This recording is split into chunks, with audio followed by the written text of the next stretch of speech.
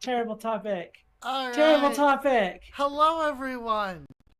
It's a terrible topic. Hi. Hello. We have just a terrible ass topic that we'll Also, probably. also, I guess to satisfy chat, because I didn't really finish that last major team. I guess I gotta change my PNG. Damn it. You gotta change Hold your on. PNG.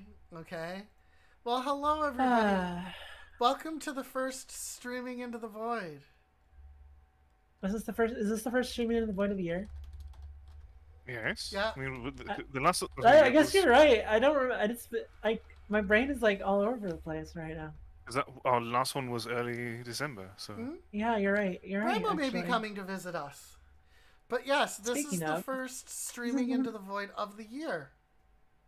Hell yeah, let's go. So. Let's do it. So. Oh, actually, I have a better idea. What? I'll bring out the bunny. I'll bring out the bunny PNG. How's that? You're gonna bring it. It is the year of the rabbit. It is. It is. Why am I not finding? This is the PNG everybody wants. Actually. This is the PNG everybody wants. All right, Shannon's watching chat. But yep, here we are. I'm sure here Shannon likes this PNG too. Shannon loves the PNG. It's the year of the Shannon. So, The year of the Shannon. hello everyone. Welcome to Streaming Into the Void.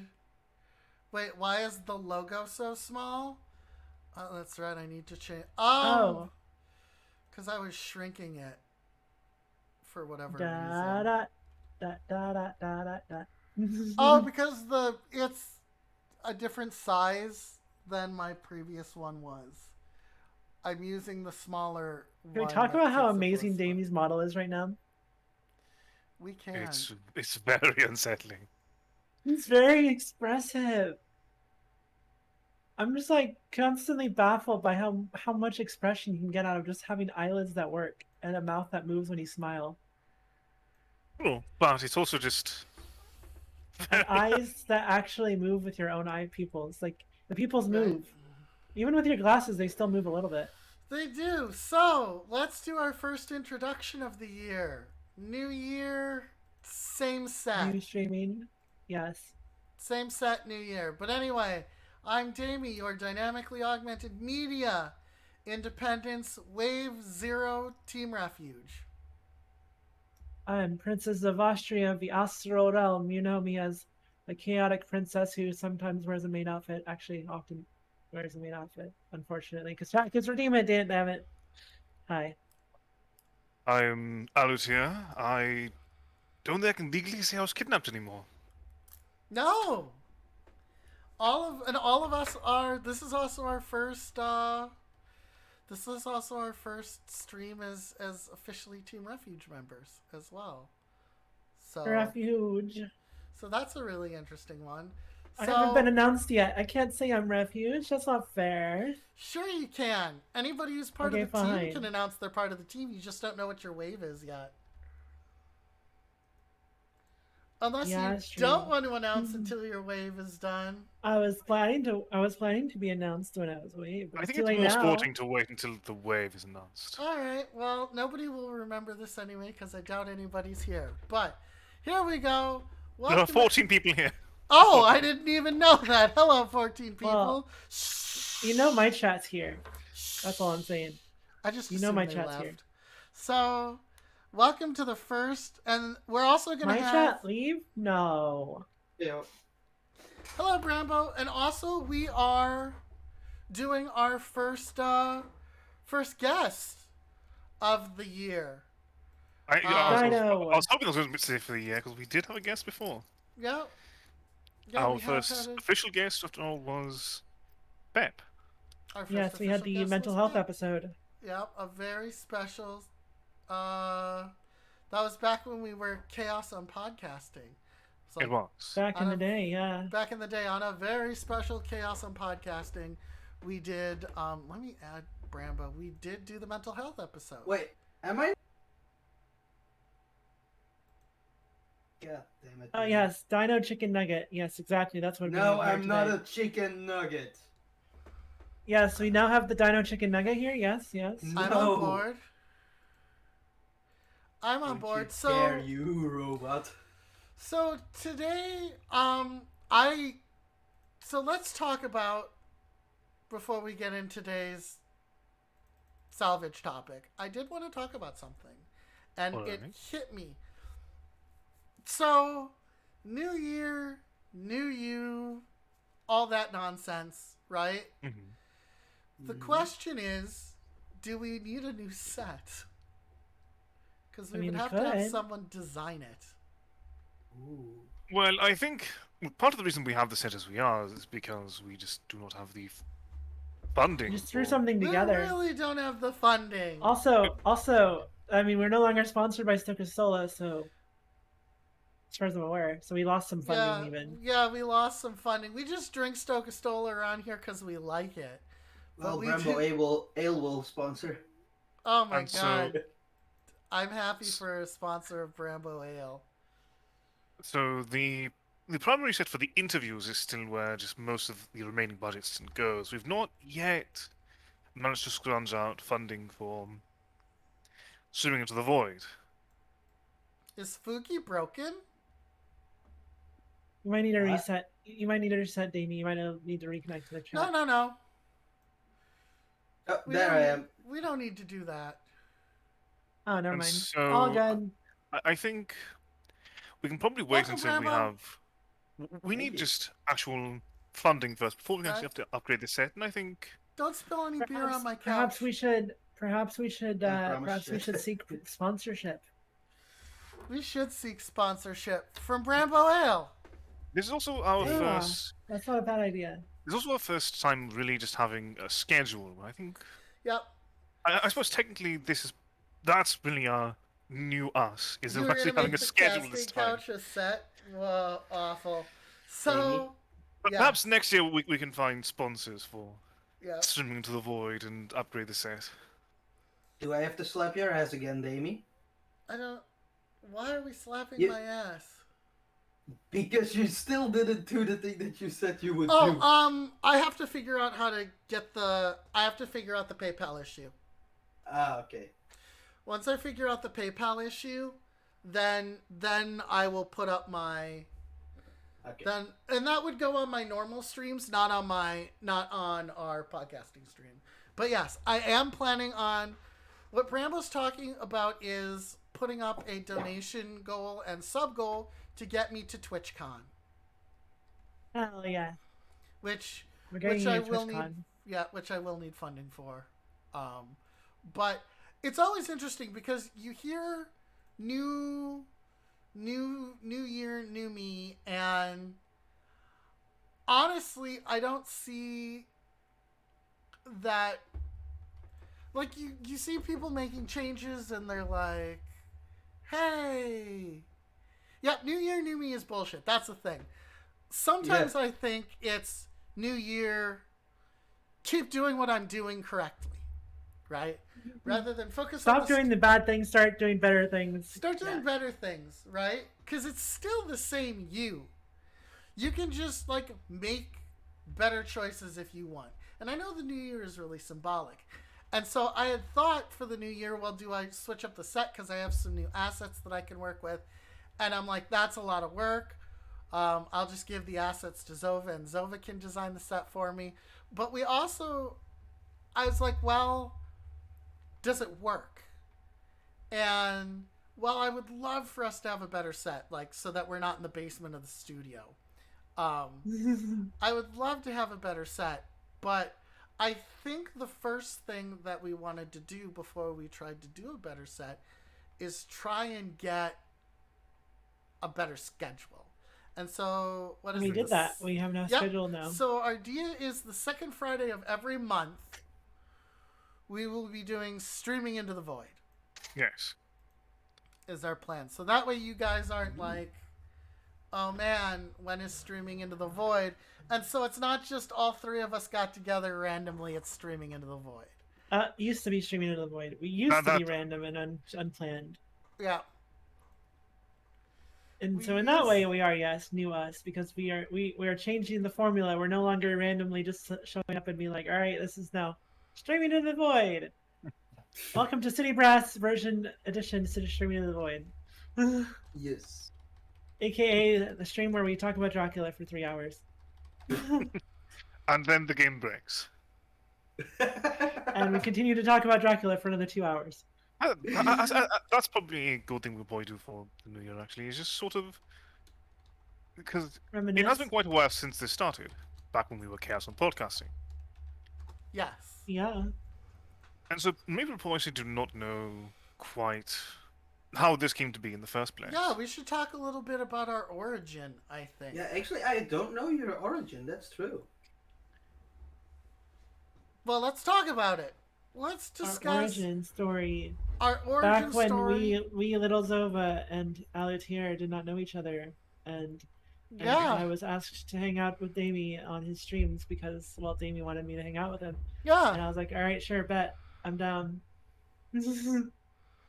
shows up, and it's City of Brass. Actually, it wasn't City of Brass originally. It was a different game. It was like a Game Maker game, wasn't it? It was that one game with like the cards and stuff. It was like Game Maker game, and then we That switched to City one of Brass. game. Yeah. I don't know if can't Damien rem- remembers it. I don't remember the I name of the can't game. remember what game I was playing, but then I did switch to City of Brass. And okay, keep telling the story. Okay.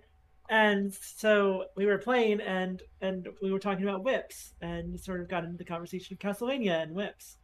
I did not know much about Castlevania because, well, I still don't know that much about Castlevania, but Alutier knows a lot about Castlevania and Dracula and so on. And so Damie invited Ali to come into chat, and so we were playing. Damie was playing City of Brass in the background, and we were all talking. And I got into the discussion of, well, I don't know anything about Dracula. Let's talk about Bram Stoker's Dracula and introduce Sova into the world of Dracula and all this story stuff. And then So that's sort of like me and Alutier did the Cliff's Notes version of Dracula on the Yeah. spot, by the way, which I'm proud of us. Indeed, on the spot, we just from the top of our heads, just going through all of the story beats of the original. Of the original Dracula and discussing it. And At some point or have another- to say we did great. at some point or another, the stream froze, so we didn't realize that the only thing that was coming through was the audio. Indeed, just the stream fully broke, and the only thing that Damien could have possibly done to fix it would have been to kill the stream entirely and bring it back up. Yes.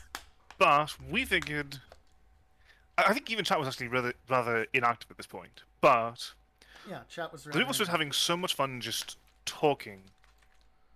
We Just kept going. We just sort of decided to call it, we just call it, consider it our talk show or whatever. We just kept going on it. we made a joke about it being chaos on podcasting. Just it turned into just us talking over a frozen screen Yeah. of City of Brass, and occasionally Impromptu. marveling into the swing, details. by the way. I remember that. In mid-swing of my whip, and then we were discussing City of Brass has no right to be as pretty as it is. Indeed, True. particularly the details on the whip were just Mm-hmm. was something we brought up numerous times. Yeah. The detailing in the whip was like absolutely nuts. All the weapons were really, really, really detailed. So is City of Brass a spin-off from Castlevania, or? Not at all. No. No, it's just a game. It's like a roguelike, right? It is a first-person roguelike inspired more by the Arabian Nights sort of setting. Mm-hmm. So you're raiding this city, and there's genies and skeletal people that you fight, and it's really trying to see how far you can go in the city, and then there are different areas that you eventually get to, but it's how far can you go, and each character that you unlock has its own different abilities, and so play is a little bit different for each person, which is actually in some cases a lot a bit different for each person, and that's fun. The fun is finding the person that you really jive with, and then seeing, well, how far can I go in this city? How much treasure can I loot? How much can I raid this city? And I think it does. The runs do have an ending outside of you dying, but I never reached that spot yet. But we had a lot of fun, and then all three of us got together again, and we joked about it being Chaos on Podcasting again, because all three of us just happened to be in call at the same Yeah. time, and I think the same thing happened. Was whatever we were doing wasn't working.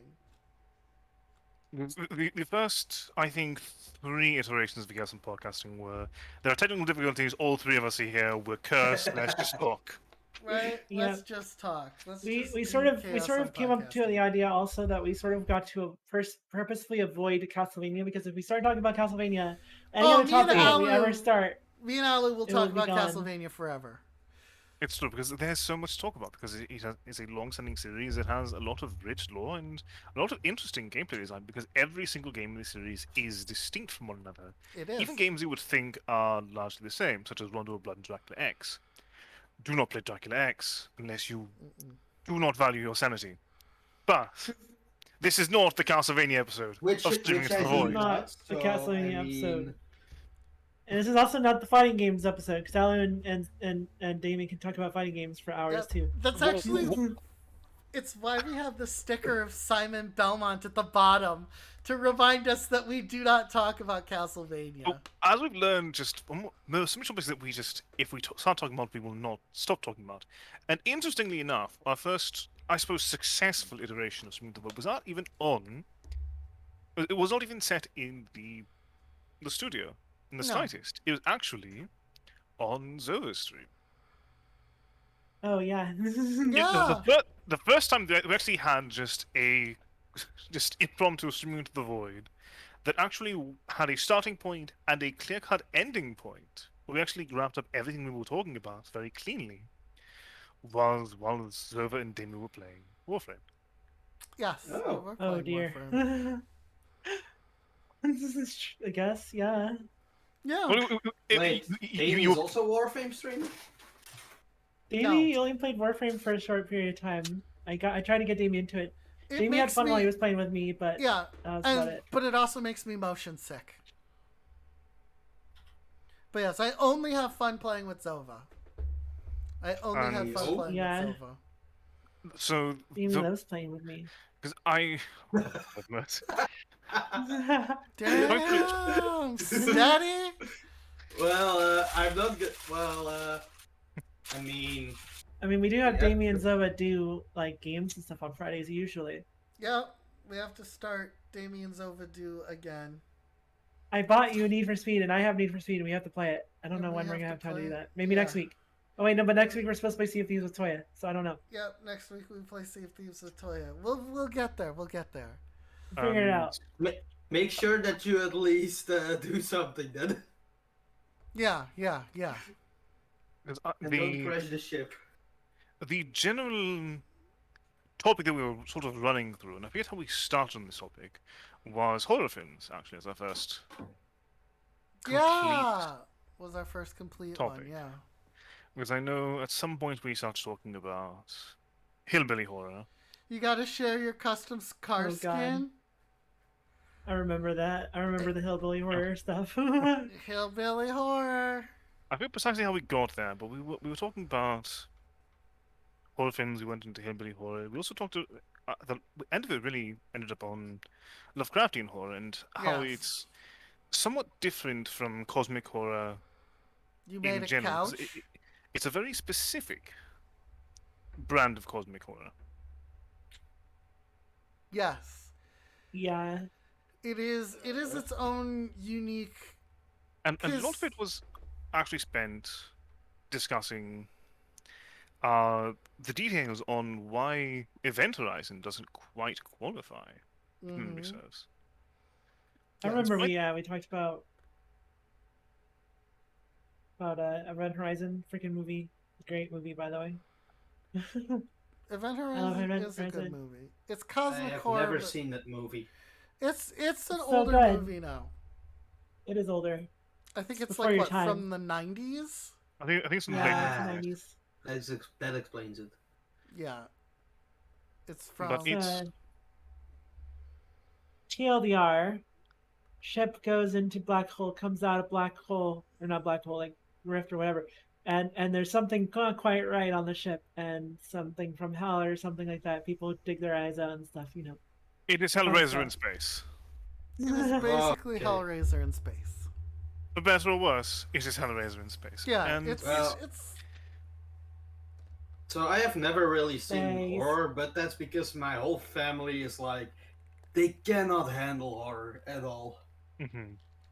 So then it's difficult to start looking to horror. Caramel me a says couch. hydrate. Caramel, my love. What up? Steal me a Looks couch. like you don't found turn your new attention. 3 p.m. CST stream. Thank you, Squall. We're happy to be of service. Hydrates. Good hydrates. Damie Don't is I very don't know if this- fantastic From- and definitely worth tuning into. I don't know if this is a good hydrate for me, but it's an hydrate. Oh, There's a lot of things nice. about Drink it, I rums. think. I mean, The, I have a um, beer, so. I could hand this off to Zova. Zova, you know how to cut stuff up in a PNG, right? Yeah, Sweet. in theory, What? depends on exactly what you need, but yeah, We might be usually. getting a new couch. Ah, Can we get? ouch. Can we get how's it called? God damn it! Hello, Caramel, our love. Hello. But don't there. look at the couches from a popular Hello. meme. I have drank my non-sponsored energy drink. Well, Non-sponsored energy drink, yes. Oh, the Well- Piper Perry meme. That's where Davey, it's from. I do have to say, Damie, we need. Yeah, you need a new couch because this couch is getting crusty and stuff. It is an older couch. We did repurpose it. What is it? Upcycling? We upcycled the couch. We upcycled the couch. Alright? Just gonna. It's been Just gonna let that one go. it's been Febrezed. More like More like recycled? recycled. Yeah. So this year we're actually gonna go for it. So again, the new year is a fun time and fun place to say, hey, let's give it our best shot to try and maybe capitalize on things that we were doing before that we liked. And I reiterate, whatever did Gregory do to warrant such accolades? right, it is something that we had thought about and might as well, right?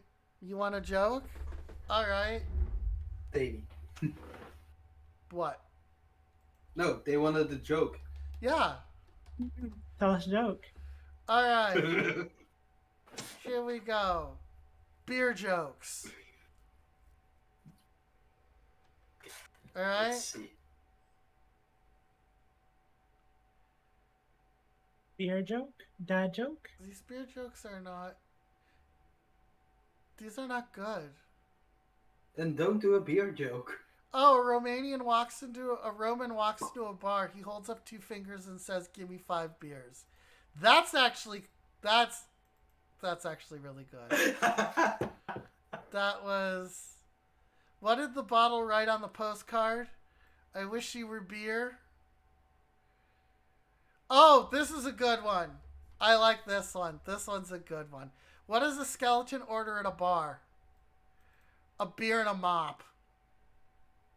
Oh dear, I know that one. And of course, one of my favorites is, hey, a neutron walks into a bar and says, hey, how much for a beer? And the gentleman says, for you, no charge.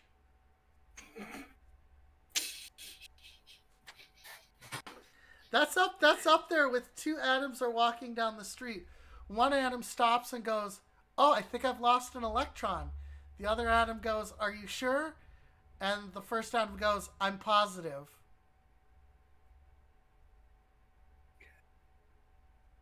That's a thinking man's joke right there. When does a dad joke become a dad joke? When it's a parent. Nice. Dun dun dun dun dun dun. Hey. I love it. I was gonna tell you a joke about temperature, but I froze up. Why? Wait. You're gonna catch this. That's- No. No. No. I hate this almost as much as I hate the hobo ara ara. I love the hobo ara ara. Understandably, Garabet. Thank you. So with that, we have our first topic of the year, which is one of my eyes. I must have something in my eye. Keeps spazzing out. The hobo ara ara. All right. Rumbo, why would you do this? Caramel, you're looking kind of sweet there. Ada, you wanna let me get some of that scoop? Sorry, Caramel, I had to. Can we replace Brumbo with Caramel? Hey, Yeah, what the Caramel, fuck? you want to be on the Yeah, show? Caramel, you want to replace Bramo as the guest? Wait, what? Why? I So, mean, I get it, but why? so let's go with today's topic, and today's topic is Oh, you want Zova. me to do my topic? You want me to do my topic? Sure, why not? Uh, We didn't so- have one, so let's go with yours. So I'm sure if that you're it'll familiar, hurt. you've seen over time, like children's movies in animation specifically, have sort of have changed. If you remember back in the day, we had things like Iron Giant and The Brave Little Toaster and I Oh, remember yeah. the Land Brave Before Little Time. Toaster. Yes. and things like that. And nowadays we have things like Trolls. Yeah, I see what you mean. I see what you mean. Back in the day, we had at least good. They So- showed. Whoa, has society whoa, changed? Trolls is awesome. Has society changed what's acceptable for children? Like, of course, I'm still traumatized by Brave Little Toaster, so maybe there should have been Yeah. change. Well, one of the things commits suicide in Brave Little I Toaster. know. In the Brave Little Toaster, everything, there's a lot of really disturbing things in that, But in can that I movie. also be honest? Like, and this is just me saying. Take for example the Iron Giant. At least in that movie, they showed everything, like how at least the world is a little bit now. But they made it interesting for kids. There's a Nowadays, reason you only why- get movies that just show like a beautiful world where everything is perfect. the Iron Giant actually is a very interesting concept because the guy who wrote it had gun violence, gun related. Oh my God, Ashma Bay. Ashma Bay, hello, my love, hello. I am Welcome winking at you. The Iron Giant had the guy who wrote the Iron Giant had gun violence happen in his life.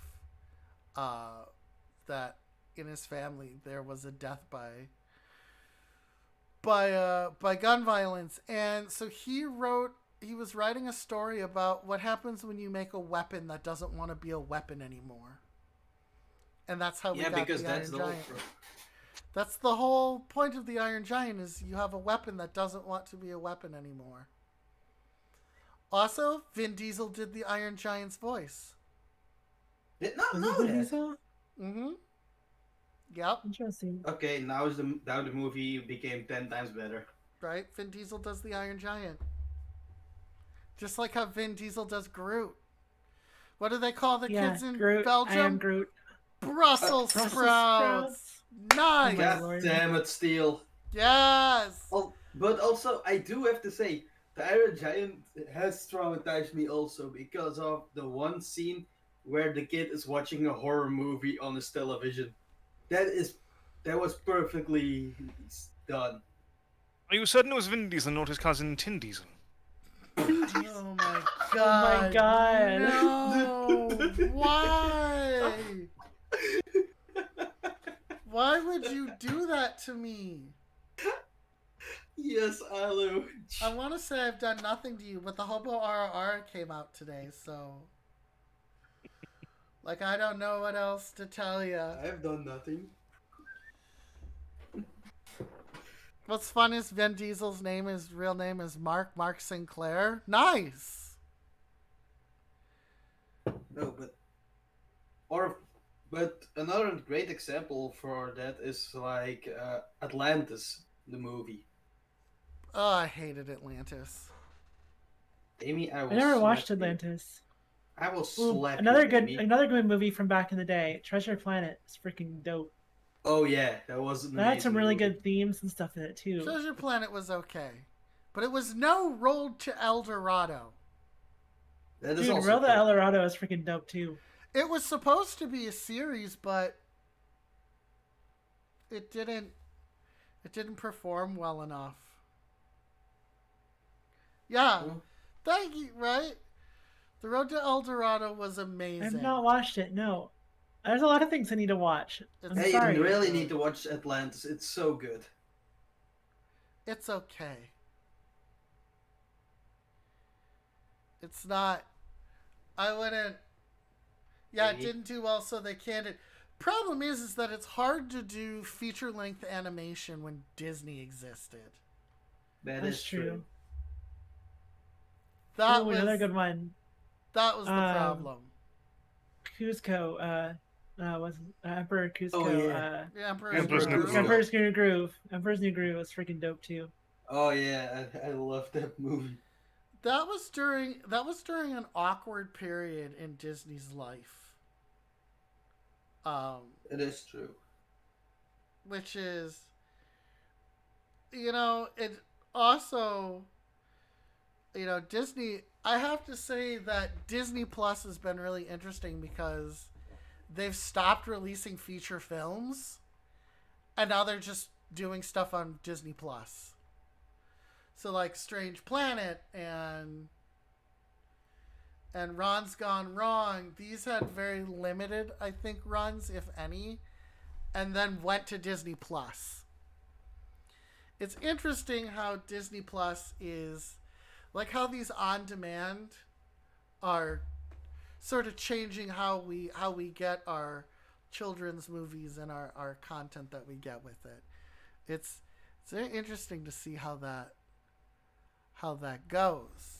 Well, I think part of it's that it's usually less expensive to film an entire TV series. Also, it's less expensive and creates more retention effectively among a streaming audience. It does. And so there's not so much reason to put a film out there unless it's part of a series or just part of an established IP to the point where you know people will come to it. I think Disney started buying up the rights to some anime like Bleach. Buy up the rights to Oh. something good.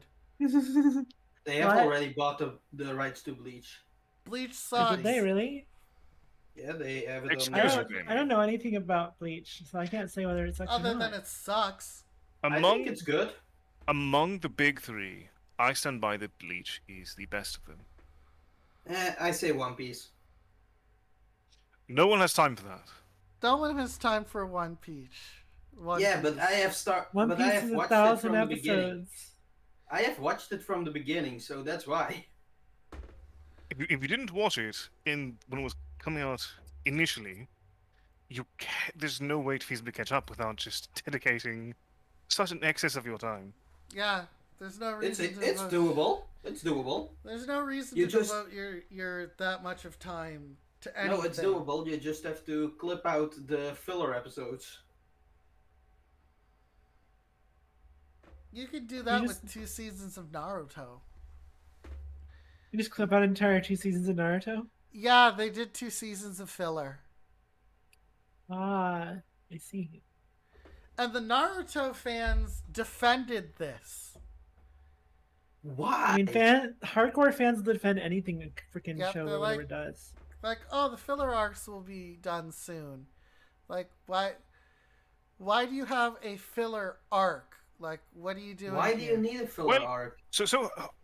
There is a proper way to do a filler arc, which is what actually Bleach did. It is a self-contained story device that actually has a beginning and an end, rather than just a series of one-shots, like Naruto primarily did. Gotcha. See, the only real major anime series I've watched is the Fate series, and only up to a certain point, so I can't really say much about anime. I've watched the Seven Deadly Sins in one go, so Nothing will. Yeah, but Which, nothing. which will of the Seven Deadly Sins was your favorite? yeah. Not gonna answer that. It's lost. Nailed it. Moving on. Ah, okay. So, No. all right, nothing will affect you on a deeply emotional level than watching the original Evangelion and then Death and Rebirth and End of Eva in one go. The Bound arc was filler, though, Steel. But the other filler arcs actually were quite good, if memory serves. Particularly the Zanpakuto arc.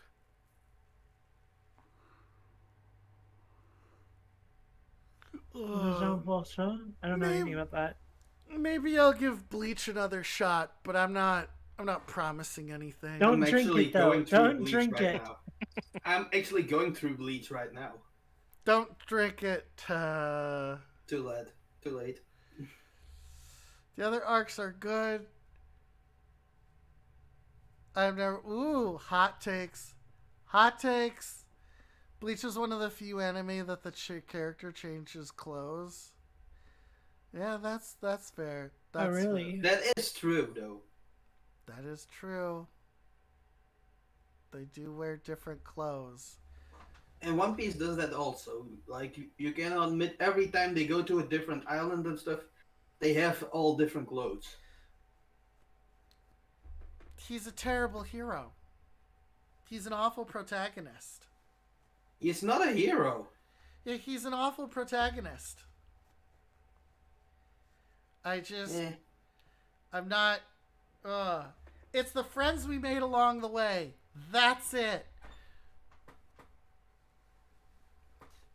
I misspoke. He's the protagonist. He's the protagonist. He's the protagonist. Yeah, like, you... I he guess is that's true, yeah. in There's not all between a protagonists hero, are but- heroes. He's in between a hero, but he's not a hero. He's a pirate. Like, that's literally the whole gist of it. He's a pirate. He's not a hero in the public eye. Public eye does not. You can have the character be morally correct, but against the law. That doesn't make them not a hero. Is an True. anti-hero? Oh no. There's a very big difference between Monkey Boy, Stretchy Man, and an actual straight up anti-hero. An anti-hero Like Davey. is much different than that. You don't. Let's think about some anime anti-heroes. Anime anti-heroes. I mean, I know non-anime anti-hero. Deadpool. I just want to say that everybody goes to Deadpool then. Yeah. Well, Batman depending- is kind of an anti-hero. It if you depends think on about No, it. he's who's. not. It depends Batman, on who's. Batman depends on the writer. It Okay. depends on their. Batman's been through so many different. There was a period in time where Batman was an absolute lawman, and it didn't matter what the infraction was or how small it was still a crime. Yeah. Punisher is probably one of the most classic anti-heroes. Also, Yeah. Judge Dredd. Judge Dredd Punisher, is a yeah. Ooh, classic yeah, Judge Dredd. anti-hero, and Judge Dredd. Punisher. Yeah, yes, the Punisher. Yes, Sova. Lobo. Lobo's an anti-hero I or a think straight Lobo- up villain. doesn't Lobo into ultimate. He straddles that line, I believe, between anti-hero and anti-villain. Yeah, 'Cause he's- more. Yeah, Depending on the writer, he's an anti-hero of an anti-villain. It also depends on what he's very relative because he's just very selfish. he is. And it doesn't matter. He's not really trying. He never really aspires for the greater good, regardless. Wait, selfish? Have you never seen the arc where he goes to hell to save the dolphins? Wait, what? Someone goes to hell to save dolphins. Why? Yeah. Dolphins So don't need so saving. in one arc, Lobo just literally goes to hell to save all of the dolphins. No joke. Look it up. Of course, but by most writers, Lobo is Why just then? focused entirely on Seth. Another classic 90s anti-hero was Venom during the Venom Lethal Protector arc. That was Oh, fair. classic villain to anti-hero. V is V- not an anti-hero. V is weird because It's hard to put stuff like V for Vendetta he or even Watchmen into proper comic context because they're both naturally subversions of the concept. exactly Alan Moore is A dick. yes, but he was one of the earliest deconstructors of the medium because Yeah. he took everything that you knew and loved and held sacred and just completely dismantled it before your very eyes. Yeah. Back when Alan And- Moore was good. His writing has since I'll never forgive him for his attempt at Lovecraftian fiction. It was a slap in the face to No, it's- all Lovecraftian writers, but that's neither here nor there. Because V for Vendetta is more a case of anarchism. Yes. There's no real more high ground. He has his own goals. He's not really noble per se. Is he arguably more moral than those he's against? Most people probably say yes. Yeah. But it's very black versus Oh. black morality. Yeah. Alucard? Alucard's just a hero. Ghost Rider though. So Alucard probably Depends on depends who's writing him. So in the video games, Alucard is purely heroic. There is no anti to him. Yeah. He is a complete mama's boy who hasn't a malicious bone in his body. This is true. In the show, they make it a little bit edgier, and V has more to the anti-hero side. He's willing to actually. He's more selfish and focused more on his own emotional wounds. But Yeah. But I still- wouldn't put him in anti-hero territory. I would not either. But he's close. Alucard from Hellsing No. Ultimate, Oh. yes. Oh, fair enough. See, this is why it's important to clarify because there are so many Alucards. Because there's There are Castlevania, a lot of there's Hellsing. Alucards. There's also the original Alucard from Universal Horror, which is definitely not an anti-hero, no matter Yeah. how you slice that. Wait. Does Black Adam count as a anti-hero actually? Yes. Depends on who's writing him. So There- Black Adam is an out and out villain, but in the Black Adam movie, he is an anti-hero. And in some of the writing, like during New 52 when that years ago when that came out, when he was ruler of Kahndaq, he was definitely an anti-hero because he was doing everything he could for the protection of Kahndaq, but that also meant at one point pulling the head off of another, like pulling the head off a supervillain. So I mean, if you protect your place. yeah, but that's what made him an anti-hero. The idea of heroic action though taken in a violent or antithetical way to what one would consider what an actual hero does. Guts is Oh. an anti-hero, yes, only because you need to give him something to be. Oh God, no. I mean, but Berserk is a crapsack world full That of is. crapsack things that happen, and no one truly has a moral high ground in Berserk, except for Assault Horse. Yeah. if you even see like how the origin story is of Guts, it's Yeah. already like ooh. Yep. Also- It's very interesting to go back to Dracula.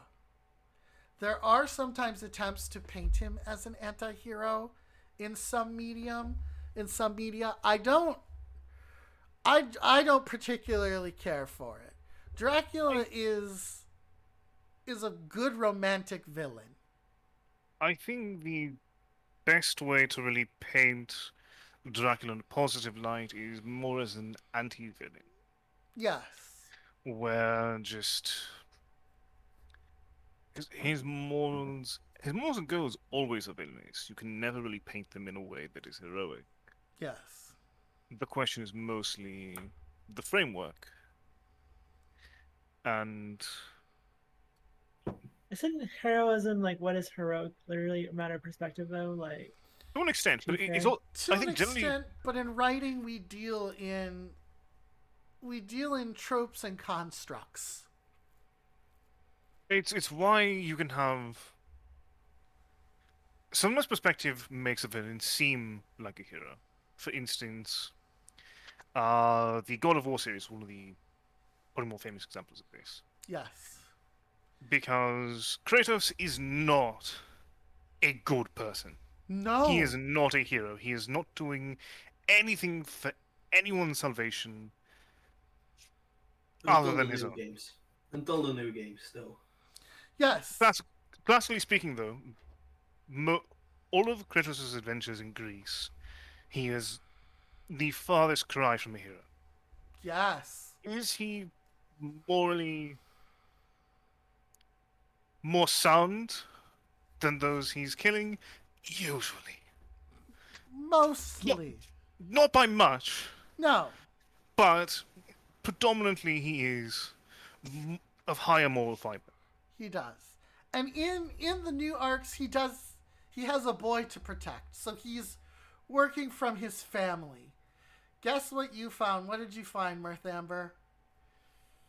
And an anti-villain is still a villain, but an anti-villain is interesting because an anti-villain does villainous things. Sometimes...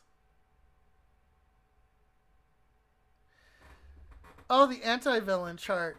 Sometimes an anti-villain will do a good thing, right? The anti-villain isn't quite as clearly defined in most cases, but it gives a... When you have the word anti-hero, you also create the natural anti-villain. Mm-hmm. A good example of this is in the Injustice series. You have the group that Batman makes of anti-villains that don't kill, and that's like their rule. Like they're anti-villains because they will not kill anybody. A good example of an anti-villain, from who is very villainous, and ends up doing a twist to just a straight up villain, but a good character to think of with anti-villain characteristics in the beginning is Arden. What to do? Arden from Final Fantasy 15. When we first see him, he has very anti-villainous behavior, assisting the heroes, sympathizing when things are destroyed. You know, it makes for good writing. Later, of course, he behaves as an out and out villain, but for the first act of the game, he's very anti-villainous. It's hard to get a good anti-villain. Question. Yeah. So there's a character in my mind. I'm trying to figure out how you would classify them. So in the Watchmen movie, Okay. the character, I can't remember his name. It's the guy who blows everything up. It's Ozymandias. Ozymandias. When he did Ozymandias is... If we had to put him in a box, he is an anti-villain. He is an anti-villain. he is a what he's doing is for the good of what must be done. So if we go for a sliding scale here, Yes. just for ease of processing, a hero only does what is right, and if doing what is right means having to do something that is wrong, they will just not do it. Yes. An anti-hero, if it's say, in order to defeat the villain, you have to kill them, or just they're not going to be stopped. They'll just say, "Fine then," and just end them. Yes. No hesitation.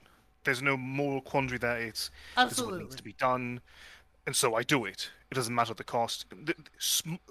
Small scale costs mean nothing. Yes. It's short-term villainy for long-term heroism. For long-term heroism, yes. Like Gotcha. the Punisher. The Punisher engages in brutal, murderous action, but he's doing... You sent me the chart? Excellent. But And- he's doing it with the intention of saving lives later on. An anti-villain will engage in very large-scale destruction, Machiavellian schemes, because what they believe that what they're working toward is ultimately just. The ends will justify the means, no matter how abhorrent or brutal. Like Thanos. Wait, In So the- here, Thanos is goal neutral, motivation purist, an anti-villain. So motivation purist is an anti-villain's motivation must stem from a... Oh, this chart is terrible. But I So- appreciate you sending Does it to Dr. me. So in the comics, Thanos is definitely not an anti-villain. No, he's a True. I mean, more of straight the out movie. fucking villain. However, in the Marvel Cinematic Universe, the way that they handle Thanos is absolutely an anti-villain. He's Yes. yeah. Okay. He's wait, does doing... Doctor Doom count as an anti-villain then? No, Doctor Doom is a straight up villain. Doctor Doom he's not really going for a greater good. Doctor Doom cares about a handful of things. One, his own pride, and two, Latveria. Yeah. So But the- eh, But he's the Panther God is backing him up. Right? What it's was still that? just The Panther God, like what I know that in one of Oh, the that yeah, comics- but that's yeah. that's a It- bad arc. if we're looking at when assessing these characters, it's important to look at the entire breadth of their time in the medium, and there are times where Doctor Doom ventures into anti-villain, or even anti-hero territory. Like when he was Iron Man. Yes, but for the most part, Doctor Doom is defined as a villain because he does villainous things. Oftentimes, just to say that he could, just to push his own limits. Mm-hmm. His main motivations are because I can, and because you are threatening Latveria. Yeah. And also because Reed Richards is a bitch. You can't forget his That is occasional Reed Richards is a bitch. That is sort true. of falls under because I can. Yeah, that falls under because I can. Because I said so. Because I can't. And he's still a compelling villain because not only because there's this misconception as time has gone on that a just simple the classic cartoon villain just don't really work these days because it's so No. tried and true. But Doctor Doom is an example that Lex Sticking to the Luthor formula is stealing, perfect. yeah, Lex Luthor stealing 40 pies doesn't run anymore. what? No. That's my as much as pie! 410s. but an anti-villain just there's a noble goal they will destroy reality for. It's not just You remember the Eternals movie? Yes. I did not watch it. I apologize. I I Okay. didn't watch it. Okay, Davey knows it. Yeah. I feel like there's anti-villain behavior in that. There's anti-villain tendencies in it. Mm-hmm. But Because they have characters that Shannon are trying Doe to essentially destroy the planet for what they think is the greater good. You know, but yeah, but that's still out and out villainy. There's no real. I mean, they're doing it for the selfish reason of bringing an Eternal to life. So which they or think a is the greater Celestial. good. Good jump, Shannon. Good job. But it just falls under villainy. Mhm. It doesn't. It's not capable. It's it might want to be anti-villainy, but It it's tries really to be not. anti-villainy. It tries, but in the end, it's just out and out villainy. Then just raw villainy is more for just the sense of self, or just because of a short-term grudge. Just there is no benefit in the long term other than I'm going to feel good, or just maybe one person or just my country will thrive. And That's not there's that's not that's not anti if you're just help if you're willing to destroy every other nation so that yours is good, or if you're willing to destroy entire worlds for the sake of your own. That's not anti-villainy. That's just villainy. that's just straight out villainy. Yes, I'm a villain Ozymandias, then. since we brought him up, is probably the quintessential anti-villain. And the other thing is, if you read the Watchmen comic, of course, which gives you a lot more into what they've done, when he has to do things that are villainous and that are terrible, Mhm. like when he kills the remaining people who worked on his weird I'm gonna summon a fake alien, um he feels genuine remorse for what he has to do. And remorse is another good anti-villainous characteristic. The Yes. idea that a Ooh, character, like in the MCU for Thanos, like when he killed Yes. Gamora, he, he felt feels remorse. remorse for what he's doing. But Yeah. it's an understanding that it still has to be done because Mhm. otherwise the greater good will be sacrificed, and this one life is petty in the grand scheme of things. Mhm. That's Yeah, anti. being selfish for one life, you know. Yeah. It's sort of it's why anti-heroes and anti-villains have an interesting contrast, because an anti-hero is willing to just there's no real remorse for it because it's just, oh, they're bad people. I Oh, There's they're no wonder. just It's like that idea of like you're telling your mom, you're like, oh, this game's not that bad. I'm not killing people. I'm just killing robots. exactly. I wonder what the scale of hero and villain would be, where I'm just your killing YouTuber babies. persona would fall under. That is a interesting concept. And Damien's is raw villain. We know this much. Yeah, Yes. yeah. I would fall into just villain. Yes, that's not really a question. I don't know where I Oh, would I'd fall in there. into. I'm not a Brambo, hero. you're a hero. I think the question No, I'm is, not. I think the important question is, what sort of general goals would you have, and what are you willing to do for it? Drink beer. Honestly, That's pretty I'm probably heroic. just a villain. Well, I think I'm pretty sure I'm just straight up villain because my goals are my goals are to feed off of this plane of existence by creating chaos for the purpose of consuming said chaos as energy. So like I'm pretty It sure that's a doesn't pretty selfish make goal. you. Doesn't make you villainous. it's one Makes you a thing. dick. I think I think it's one thing if it's just nature, if it's just so. For instance, just a vampire feeding is not villainous behavior; it's survival. It is. A vampire just trying to kidnap someone and force them to love them because you look like my lover from hundreds of years ago is villainous behavior. That is Yeah. true. Now, if you were just to suck their blood because you need it, that's different. Exactly, you're just surviving. It's part of why it's this line that also made Morbius in the comics an anti-hero, because he traditionally He fed just off of villains. that movie. he feeds off of villains Now- because they are he feeds for survival in order to make himself feel morally sound for doing so. He does it so with those who are just scum on the streets. Yes. Now, let's not even try and classify Morbius from the movie, because that movie's a fucking mess. And Matt Smith is the only person who's good in Matt that Smith movie is a because god. Matt Smith read the fucking script and went, "Oh, this is just nonsense. So I'm gonna ham it up so hard," and it works. I mean, I Jared Leto didn't do that bad. he was not bad. He went At for least he was hot. Okay. so the problem with Morbius was that there was an indecision with the film that became more and more prevalent as it went on. Welcome back, Actually, hold Steel. up. Why are vampires always hot in movies? Because they're vampires. Because they're vampires.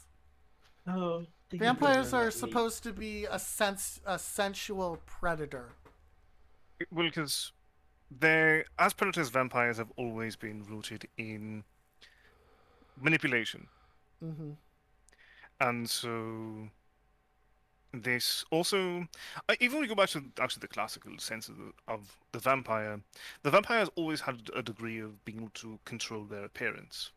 After all, in Dracula, the source of all modern vampire mythos, Dracula's true form is not the human form that you know. Yes. It is closer. It is more of the wolf form. He is a monster. So Dracula's a masquerading as furry. Gotcha. Hey, would Bram anybody Stoker- like to be the third would anybody like to be the third host of No. Spinning No. Into the Void? No, I mean, Sova isn't a Can you buddy tell costume, me- so I mean, Can So- you tell me I'm wrong? Tell me I'm So- wrong. as the foremost You're expert not on wrong. vampire lore here, Yes. in Bram Stoker's Dracula, yes, Dracula is a furry. Oh. Okay. That doesn't necessarily mean it's a bad thing. It's just a matter of fact. Not because he wants to be, This is No. true. but because he was made Because this he way. is. It's just the way he is, you know? It's just the way he is. He didn't make It's- this choice consciously, okay. Yeah, that's like how Damien is a robot. I'm not So- a robot. To an extent, still, because vampires and werewolves have a bit more in common in classical literature, because there wasn't typically things since then to try to make sure they feel distinct, tends to take the monstrous wolf form and make it a bit more bat-like, Yeah. and that makes it so it's not just here's Dracula, Lord of all vampires, also basically a werewolf, but with more forms. Sounds like I'm being replaced by Caramel. Great. Ah. Dracula is the gothic You Swiss can't Army tell me knife. I'm wrong, at least. You can at least agree that I'm not wrong. I can agree that you're not You can wrong, hate it. but You I can don't hate like it as much it. as you want. I don't but it's like still- it. But yes, Look, Dracula is designed as a Swiss Army villain. Look, if we cannot handle if we cannot handle such observations, then we are not being professional enough to discuss vampirism. This is true. This is true. Alright, this is true. Sova, you know what new form Damien needs now, right? What? Do we need a furry Damie? So Um, actually, I had one Actually- that was a cloud of bats at one point for actually, Halloween. Amber, there really is never an iteration of Dracula that is both monstrous and akin to a werewolf, but with wings. Because typically, when you have the monstrous bat form, it's more just the leathery skin without any of the notable fur from the vampire bat. Yeah, when he transforms, they make distinctions between what form does what. So when he's taking the form of a wolf or has wolf-like traits, that's his expression of it. Whereas when he's like Ellie said, when he does bat-like traits, they're expressing the bat-like monstrosity of him. But they don't. I will say this for Stoker. Stoker doesn't mix like how the forms are. No, it's just he is. He is. you have four forms, all of which are incredibly distinct that have no real bleeding between. You Yeah. have the human form that blends in with people and just masquerades and manipulates and walks in sunlight. Because he cannot maintain the other forms in sunlight. No. Sunlight weakens him. Then you have the form of mist, which is more of a defensive. It is to make sure that he cannot be followed. Mm-hmm. The form of bat is to swiftly move from place to place. And the form of wolf is to have physical power and dominate. Just to have strength beyond mortal measure. What about Selene from Underworld? It has been far too many years since I've watched Underworld, so I cannot truly say. Celine, I believe. The line between hero and anti-hero here is more just because I think Celine's kills were. I suppose if you consider the fact that most of it seemed in self-defense, at least Yeah. early on in Reserved, and just it's a weird territory. Blade is definitely Blade anti-hero. is an anti-hero. Blade Blade is Blade- designed from the beginning Blade to does be not an mince anti-hero. words, blades or fangs. Yes. Hellboy falls into hero territory. People like to paint Hellboy as an anti-hero. He really isn't. He's actually I think he belongs interesting. he belongs to the bureau. He's ruled by law. I think Hellboy is typically portrayed closer to an anti-hero in the Guillermo del Toro films rather than the comics. Yeah, rather than in the Um, comics. But the closer he gets to an anti-hero is more when he goes into is more when he regrows his horns. His horns, yeah. But that's not really. But you can't necessarily define his actions and morality by that because he's a different person Mm-hmm. by all Mm-hmm. real measure. Yeah. But yes, Hellboy is by all reasonable accounts just raw hero. Yeah. Yeah. And there are, you do get comics are interesting.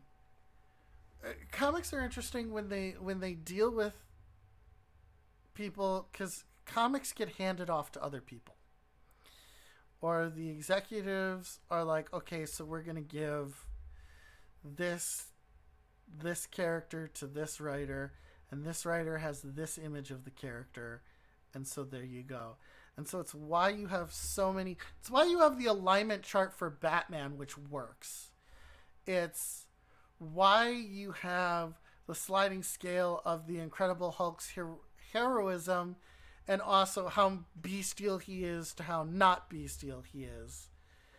And, because Cyclops from the X-Men at one point is an anti-hero, but the X-Men are heroic. But you had one writer who was like, okay, this is the direction I'm going to take it. It's also just the plight of having such a long-standing active canon, effectively, Yeah. because of how strong these characters' legacies are, you cannot just move on from the prior story, No. despite the fact that it's arguably important to do so. But you have other characters who are like quote labor of love characters, like Hellboy, or when Battle Chasers was around before Joe Mad just gave up because he's one of the laziest people in comic history. Invincible. Another one. When you have a comic written by one, Iron Fist is a hero, and also poorly written. Green Hornet, also a hero. But when you get into comics that are written by one person, like just Warren Ellis, or just, the guy who writes Hellboy, or just the people Robert from Kirkman Invincible. Yes, thank you. or just or Alan Moore's classical works for the same Or reason. Alan Moore's classical works before he really went off the deep end creatively, and got too absorbed into his own cult of self, which was problematic for Alan Moore as a writer. Red Hood is an anti-hero or an anti-villain, actually, depending on the writer. When he first showed up, he was an anti-villain. So He walks a thin line between anti-villain Is he and the- anti-hero. He doesn't really have much of a He doesn't really have like a grand goal to really want anti-villain. He's more just, I think his early case was more just petty vengeance against Batman. Yeah, 'Cause he that's felt that true. Batman, So that would 'cause- just make him a villain. Well, no, he has a grand goal. He has a little bit of a grand goal. The goal that he has is just like with other villains to just stop crime just entirely. Like the Joker put a bullet in it because he Batman- will kill more people in the future if you put him into Arkham. That's anti-hero. And- though. That's not really. That's more anti-hero territory. He's, An anti-villain needs much more lofty goals. It needs to go beyond. But he will also use like the crime industry to fund his things to do that. Which is an anti-hero thing. yeah, that's an anti-hero thing. I was incorrect as far as anti-villain goes. When you have works that are curated and maintained primarily by the creators, you remain fairly consistent with their characterization. Hmm. You know, Omni-Man is a villain. He gets a redemption arc. He goes from villain to anti-hero Yeah, because he entirely changes. He Yes. has. Well, let's face it, almost everybody in that universe is an anti-hero or Not necessarily. anti-villain. no, Not Invincible necessarily. himself is a hero. Despite the Invincible himself I is a actually should hero. watch that show at some point because I haven't watched But he it yet. kills. It's He good. does, but it's not. He kills out of self-defense, and I think when Yeah. you're put in that do or die situation where your opponent just, if you do not kill them, they will keep fighting until they kill you. Yeah, There's no incapacitating them. That's often what happens with Invincible. yeah. He's still heroic. He has heroic Question. values. He has a Real heroic. Yes. random question. Yeah. Yes. Does lobotomizing someone count as killing them? That's a very good question. Because technically they're still alive. They're just not. Who's know. lobotomizing somebody? No, I'm Invincible saying, like, did it let's on say- the end. Let's say a hero decides to lobotomize somebody instead of kill them, to prevent them from attacking them or attacking anybody anymore. No, Well, Is that I think technically killing them? Or I is think that...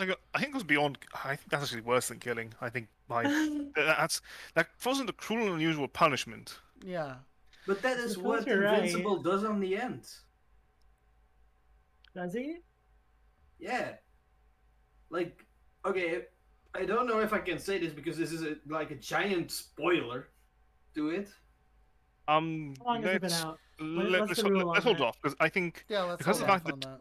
let's stick to if it's spoilers for the animated series as far. Yeah, Perfectly I fine. will keep silent then. Anything beyond even the comics because if they continue to go through the publication of it, Yeah. we'll get there eventually. Yeah. And so let's keep that. I will. Okay, then I will not say. And it, then there but- are some but then you have some proposed heroes or villains that don't fall into any category because that's not what the story is about. And like when you take everybody from the Umbrella Academy outside the comically out and out villains in the Umbrella Academy, you're just dealing with protagonists, not heroes or anti-heroes. You're just dealing with people. And that's and so in the case of hero and anti-hero, we're really dealing with publications, or we're dealing with media where there is a concept of heroism and good and evil, or what is right and what is wrong. Sherlock Holmes has a villain. He has Moriarty, who is a villain. Yes, there's no two ways about it. Yeah, he is villainous. Let's take the movie Knives Out. There's a villain in Knives Out because someone kills someone, and in theory we have a hero, which is the detective, but everybody else that has their motives they're just people, which is Well, an interesting thing. And we can go even further back in terms of this question and ask, how do you really define Arsène Lupin? The Phantom Thief What? himself. Correct? The original, in the original novels, how do you define Arsène Lupin? So give some background here, because that is, you pulled out something that's a little obscure for people. So, Arsène Lupin is the classic gentleman slash phantom thief. Yes. He is a master of disguise. He will blend in perfectly with the crowd, and his goal is primarily to steal things, partially just to showcase it again. He will always warn you in advance, and he will also always pull it off. That's part of his. That's part of the charm there, and so it's And so reading is to figure out how he's gonna do it. there is a heroic aspect to it, partially because usually the people who he targets are those who just do not. They take their wealth and possessions for granted. They flaunt them rather than do anything with them. In addition to the sporting aspect of warning in advance, a villain tends to play underhanded. This is true. But if you inquire about his real, if his goals, his characterization, what Arsène Lupin is about, is because he can, which is purely a villainous motivation. Which is villainous motivation. There's no moral high ground. There's no I'm doing this for the people. There's no Robin Hood aspect to it, because he doesn't give away what he steals. He keeps it. It's all for sport. You have truly flummoxed us, sir. He does not fall into the scale very well at all. No, and it would make the people. It would make the constabulary, in theory, the heroes of the story. In theory. In theory. I mean, But I don't there's know if we no- can. I don't know if we can place. If we can place It's why Arcean. it's why it's a great one to bring up. Don't you agree? No, I agree wholeheartedly. Is Arsène Lupin a villain? Now we know I am Lupin not the Third familiar. is heroic. Yes. They turned that more into classical heroism, Yeah. into embracing the more Robin Hood elements. But Arsène Lupin himself, You know, I don't, and he doesn't have any. He doesn't have any. Finally, here I am a VIP sitting on a wooden bench. he doesn't really have a moral place. He's not really doing this. He's not doing this to spite people, despite his motivation typically falling into the villainous banner. Yeah, But he's not playing underhanded. He's not taking from those who are vulnerable. The chief vulnerability they show is hubris. They think, we have the police here. We have an entire crowd of people. He could not sneak aboard. Everyone is properly accounted for. He could not possibly achieve his goal. We're fine. And then he does it anyway. villainous neutral villain.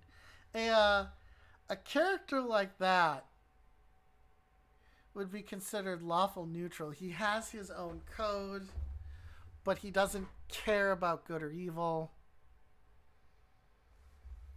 But in terms of hero versus villain, he doesn't fit. Which is No, he fascinating. doesn't. He really doesn't. So not everybody can fit into what is a hero and what is a villain. Mm-hmm.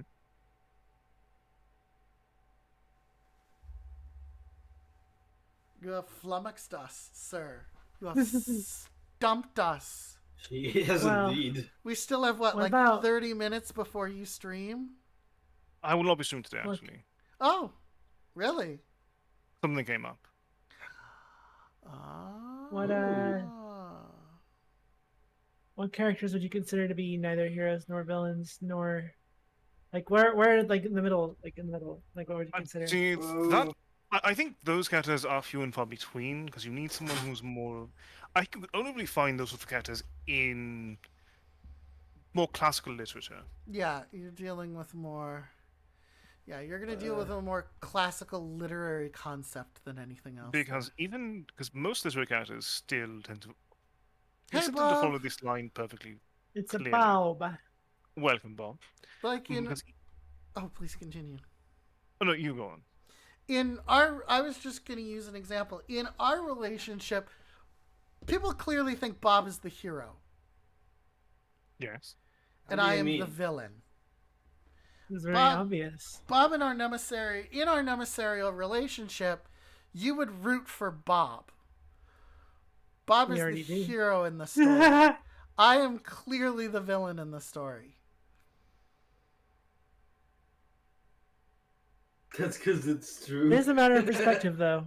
It is a matter of perspective. There's really no perspective on that one. I'm very clearly the villain. Mm-hmm. There's really no perspective that you can take where I would be the hero. Now, the story from my point of view, I'm the protagonist, but the protagonist is often confused with the villain or the hero. The protagonist is just the character. It's a local character. It's your character that you are seeing from the point of view. It's like the example of Kratos in God of War. He is not the hero; he is the protagonist. He is but the he protagonist. is, by all metrics of goals and such, a villain. You're not even anti-villain. No, He's not killing the gods for some sense of greater justice or the betterment of people. He's just he's doing it because they pissed him off. it's all vengeance. It's Mhm. really it's I think the closest we really had to that classic. He's almost more akin to Edmond Dantes, Yay. Who? the Count of Monte Cristo. The Count of Monte Cristo.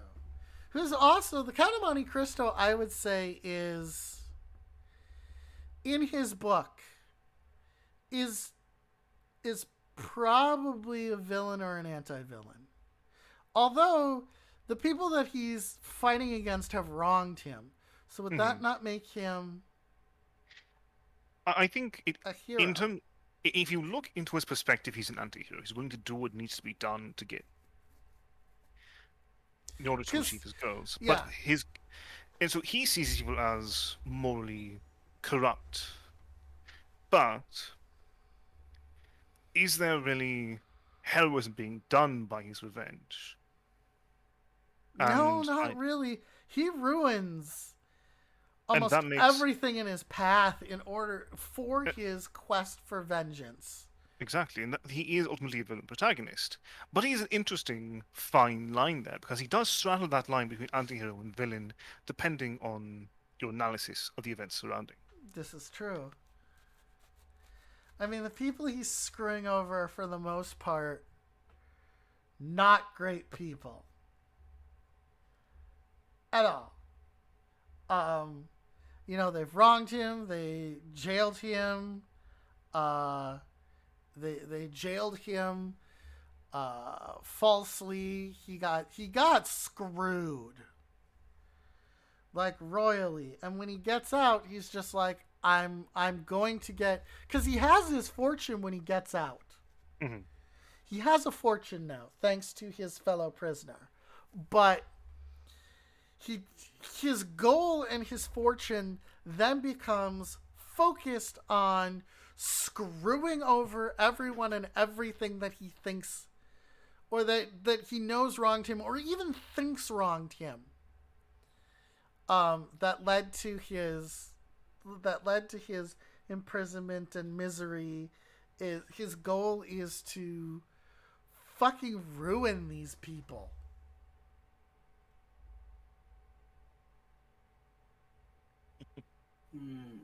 And so I think thus far, in terms of examples, are people who do not fit the line well at all. I think thus far the only two names we've brought up are V and Arsene Lupin. Our boy. Because V is he's not a hero. No, he is not a hero. He's an anti-hero to those who believe in his cause, but is it truly justice? I mean, and V isn't. Oh, I'm sorry. Please continue, Brambo. No. I'm just thinking, but Okay, V He's charismatic, which he's charismatic, but he is fundamentally not trying. He's fundamentally trying to tear down a system, but not rebuild it. He just wants to he has destroy no alternative. it. Precisely. It's and so in that regard, he's akin to Dante as being just someone who's destructive but charismatic. So you believe in their cause, and that what they're doing is justified as an anti-hero. And there's even a great point when, because he's talking about the land of do as you please, right? Do as you please as long as it does not stop someone else, or as long as it doesn't hurt someone. That's the world that he preaches or postulates for our female protagonist. But when the moment comes and he blows up Parliament, and she says, "Is this the land of do as you please?" He says, "No, this is anarchy." But he does nothing to stop it or reconstruct it. There's no heroic goal afterwards. There's just, these people are wrong, they're corrupt, the system is corrupt, I'm going to destroy it wholeheartedly. And from that view, yes, for those who believe in V, from the book as you're reading it, he comes off as an anti-hero. But he's also not a villain. But V is not a villain. He is not doing this for himself, but there's not an entire greater...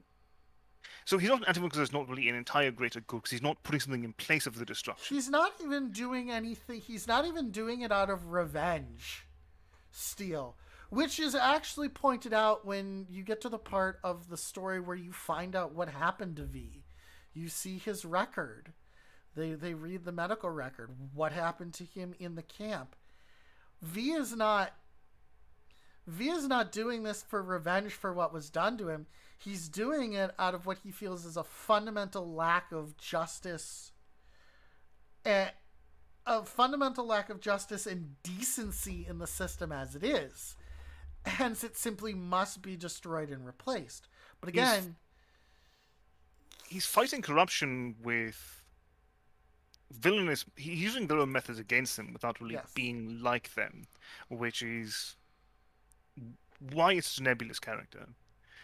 And he's easier to define in terms of morality. He is chaotic neutral. Yes. If you were going through morality in the alignment chart, yes, he is, in fact, firmly in the chaotic neutral camp. But... Like Silva, who's chaotic good. But he's chaotic not... evil, damn it. But he is not a hero nor a villain. No. Believing in someone's cause does not make them into a hero. Fighting someone's cause does not make them a villain. The question is motivation. Magneto has been portrayed as both a out-and-out villain, an anti-villain, and a anti-hero and a hero. He has actually been all four things depending on who's writing him. Classically speaking, Magneto's... Classically, he's a villain. Classically, he's an anti-villain.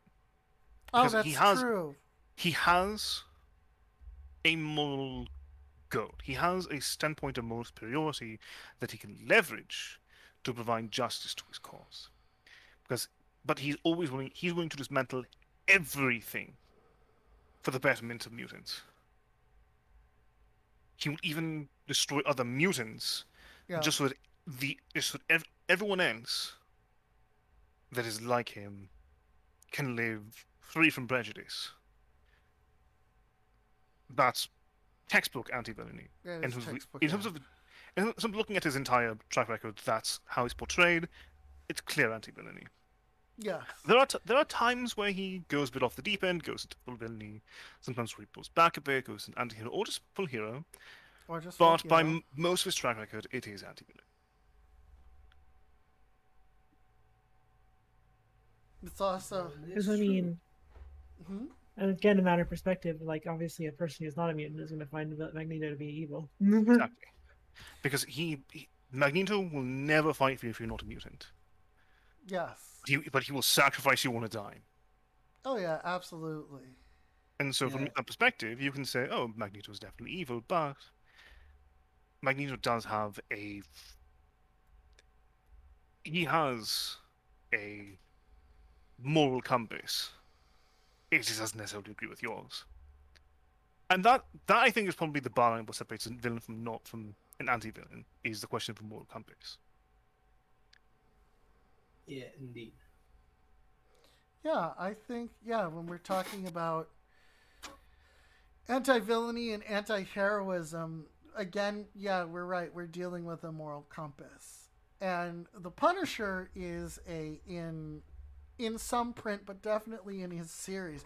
And it's interesting because in his series, he's a way better run of this. Punisher in Civil War, back when they did the first Civil War, was also a great example of this. Where he understands what he is. He has no question of what he is. He doesn't pretend to be anything but who and what he is. But again, he would never harm an innocent. He wouldn't sacrifice an innocent, but he will use any means necessary outside of that to kill a villain. You know, and that's his thing, is that the evil, villainy, you know, street punks with knives, they all have to die. Because if left alive, they're just going to cause more trouble. They're just going to hurt more people. And so the Punisher is literally does that. I think so. Seto Kaiba actually is probably. I think we finally have a third name for the doesn't fit the bill cleanly. Because Seto Kaiba is not a hero. He does not care about the greater good in the first place. I can't believe we pulled Kaiba out. So The if fuck? Is this the same Kaiba from Yu-Gi-Oh? Yes. Oh no. Oh God. so Amber brought it up, and I think it's worth analyzing. We've analyzed everyone that brought up in the chat, yes? This is true. That And- is true. Not wrong.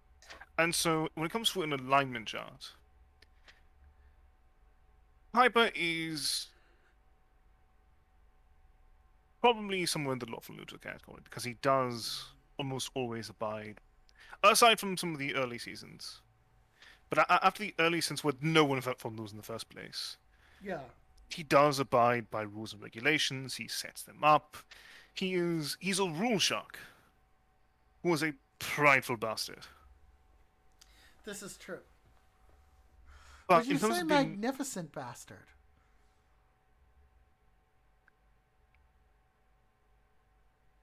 Maybe.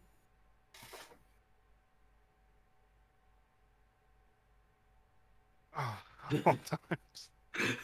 Sorry, I didn't mean to derail you. Please continue. Oh, Lord have mercy. Magnificent bastard is a trope, which is, I think, why Alitier heaved such a sigh at me.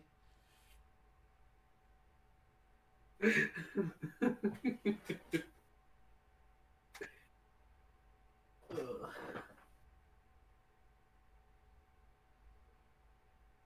But I do. But please continue with your assessment of Kaiba. Ali lost it.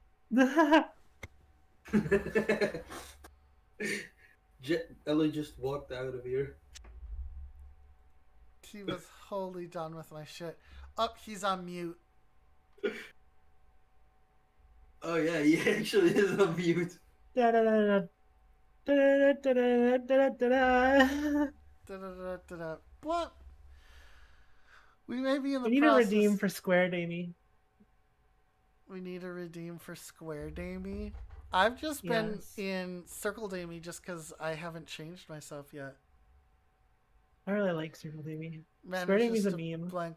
We'll wait for Alutier to return to discuss Kaiba because I'm not familiar with the Yu-Gi-Ohs.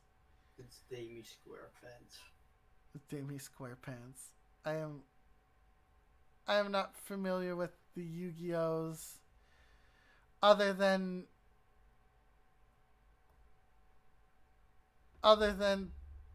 they don't really seem to play by the rules of the card games. And you have to believe in the heart of the cards. You want me to put on the hat? I'll put on the hat for you. Yeah, believe in the heart of the cards. Believe in the heart of the cards. Gotta believe in the heart of the cause, Yugi.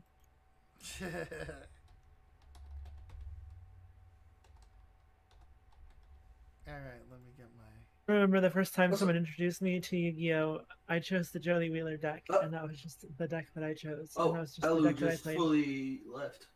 Yeah, he disconnected. Joey Wheeler. Oh, So can we just also say that the first one of the first actions that Kaiba did was like a legit giant dick move? You got attached to your spike or your head. Like what he comes into the shop, sees that they have the really rare Blue Eyes Ready Dragon, just rips it up just so he has all of those cards, so nobody else can have them. Dapper! Dr. House. Yeah, Dr. House still would be considered a hero. Possibly an anti-hero in the terms of the show, if we're using hospital regulations as the benchmark for true heroism. Dr. House would end up being an anti-hero. Welcome back, Alu. Oh god, I just realized how crazy Davey looks on that hat. You did this. this You did this, Zova. looks so good, yet creepy, yet good. You did this, Zova.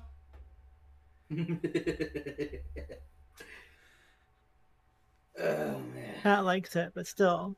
Chet likes it. Yeah, you're damn right. Chet likes it. So, heroism, you know, and anti-heroism, sometimes they walk a line.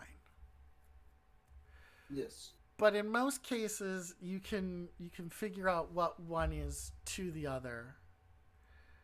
Again, like you said, with the concept of moral compasses and, you know, direction and out and out behaviors that you would see.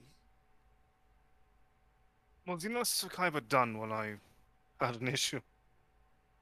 Oh, you had an issue. No, No, you no, stopped no, mid you're still conversation doing and we Kaiba. literally went on pause. Hold on. We went on pause waiting for Hold you to on. get back.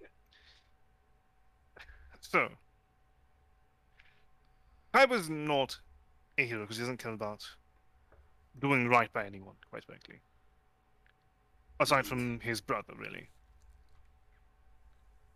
Even then. He's sometimes. he's not an anti-hero because he's not willing to just make sacrifice for this. He's not really willing to sacrifice too much in general. He's not an ability. He has no real sense of. He has no grand goal for it all. He's not a villain 'cause he's not. He doesn't really play underhanded or have just much going on in terms of raw villainy.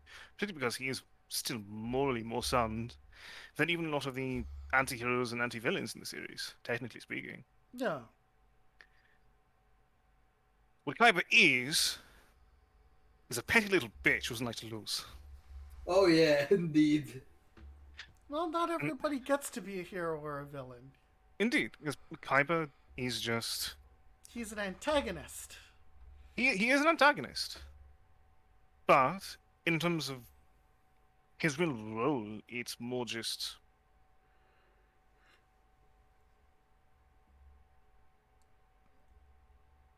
He's just hyper-competitive. He Okay. refuses to lose. It's true. So Shannon says that not everybody is important enough to be ascribed a hero or a villain role, but also that in some cases you're just an antagonist. It's not necessarily a case of importance because I Wise, think Shannon, because wise. Kaiba is arguably the second most important character in the series.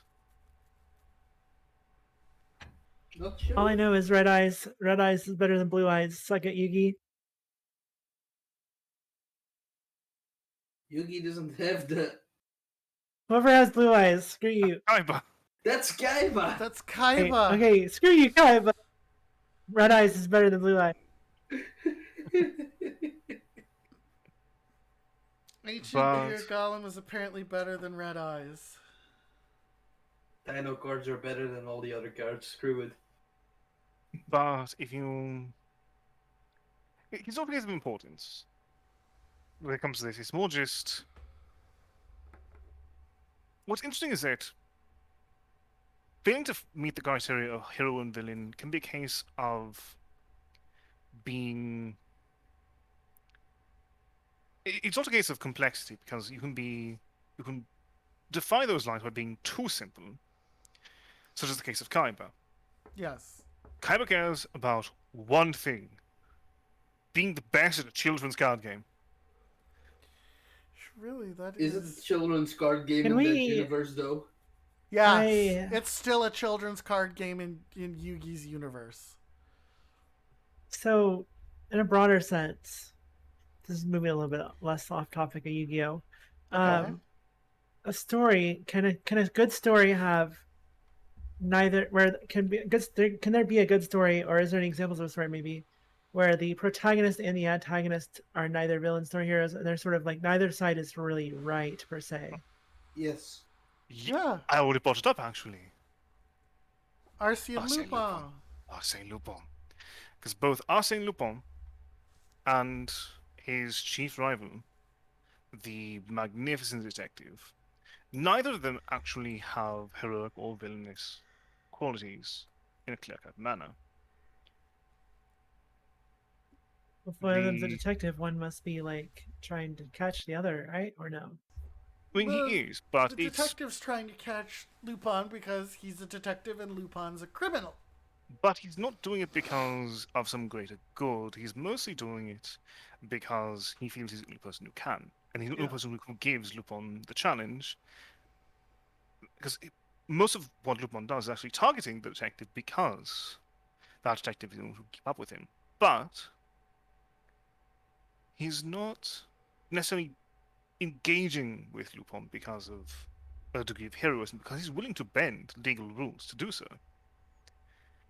There's no greater good there. It's just it's pride on the line for both of them, effectively. Gotcha. But what makes So this so you can have a great story without more quandaries involved, as long as the theatrics are compelling enough. now, can we? Is it possible to have a story without an antagonist and protagonist? I'm pretty sure the answer is no, but I'm not sure.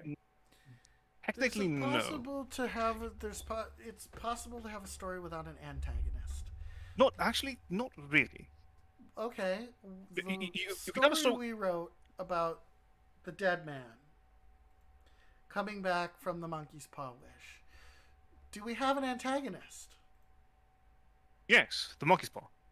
Okay. Because an antagonist does not need to be a walking, talking character. Yes. An antagonist is not necessarily a character. An antagonist is a function of a story. It is the obstacle that defines the protagonist and their challenge. This is true, and our dead man is brought back to life by the monkey's paw. What is monkey's paw? So the monkey's paw is one of the. It is a classic short story that is one of the classical measures by which wishes are granted. Essentially, the monkey's paw is a wish. You get granted a wish, but there's a cost. Effectively. So Oh. so classically when we think of wishes, probably the main things we think of are we probably think of genies primarily, yes, Dumbo? Yes, yes. So classically with a genie, when you wish with a genie, the genie is a malicious force that wants to take your words and warp them in a way that you get what you want, Yes. technically, But you don't get what you want. but it's at No, you such a suffer cost. for it. You suffer for it through malice on the genie's part. It's close to a deal with the devil in that regard. So I You wish for like you might wish. I wish for $20,000, right? And a member of my family that I'm incredibly close to, right? And that I Passes genuinely love so much dies from an accident. And I find out that their life insurance policy of $20,000 is like I am the inheritor of their estate. Or But their technically- Is will. that more of a monkey paw It's wish than a genie wish? closer to a monkey paw, though, but genie can still do it that way. I'm So- sorry, Yeah, I thought you that we could were do that. talking about the monkey's paw. So we're still describing the genie part for now, which is so a genie will take any sort of vagueness in your very specifically phrased wish to screw you Like up. a genie might take you want $20,000. Here's $20,000, but in pennies. Or if you say, I want $1 million. Congratulations, you have an army of deer. You have an army of deer. Yeah. Or you want to live forever, but they will make it so you will still age. Yes, Exactly. that's a Yes, classic genie. That's a screw genie. up. A Yeah. genie wish is about the fine print. A monkey's paw wish is about just taking the shortest path between what you want and how to get it in a way that is tragic. Yep. So like Jamie was describing, you wish for money, somebody dies that you know and is close to you, and they give you money as a result of inheritance. In the For monkey's paw, yes, and in the case of a story that we wrote, in the monkey's paw, the mother and father, their son dies, and she gets him to wish the son back to life, and it's very. But as it is done, the shortest route to I wish my son was back is To literally have him rise from the grave and come back home. And in the end, the father understands what has happened. The mother does not. And so she's trying to undo the locks, and he's like, no, don't.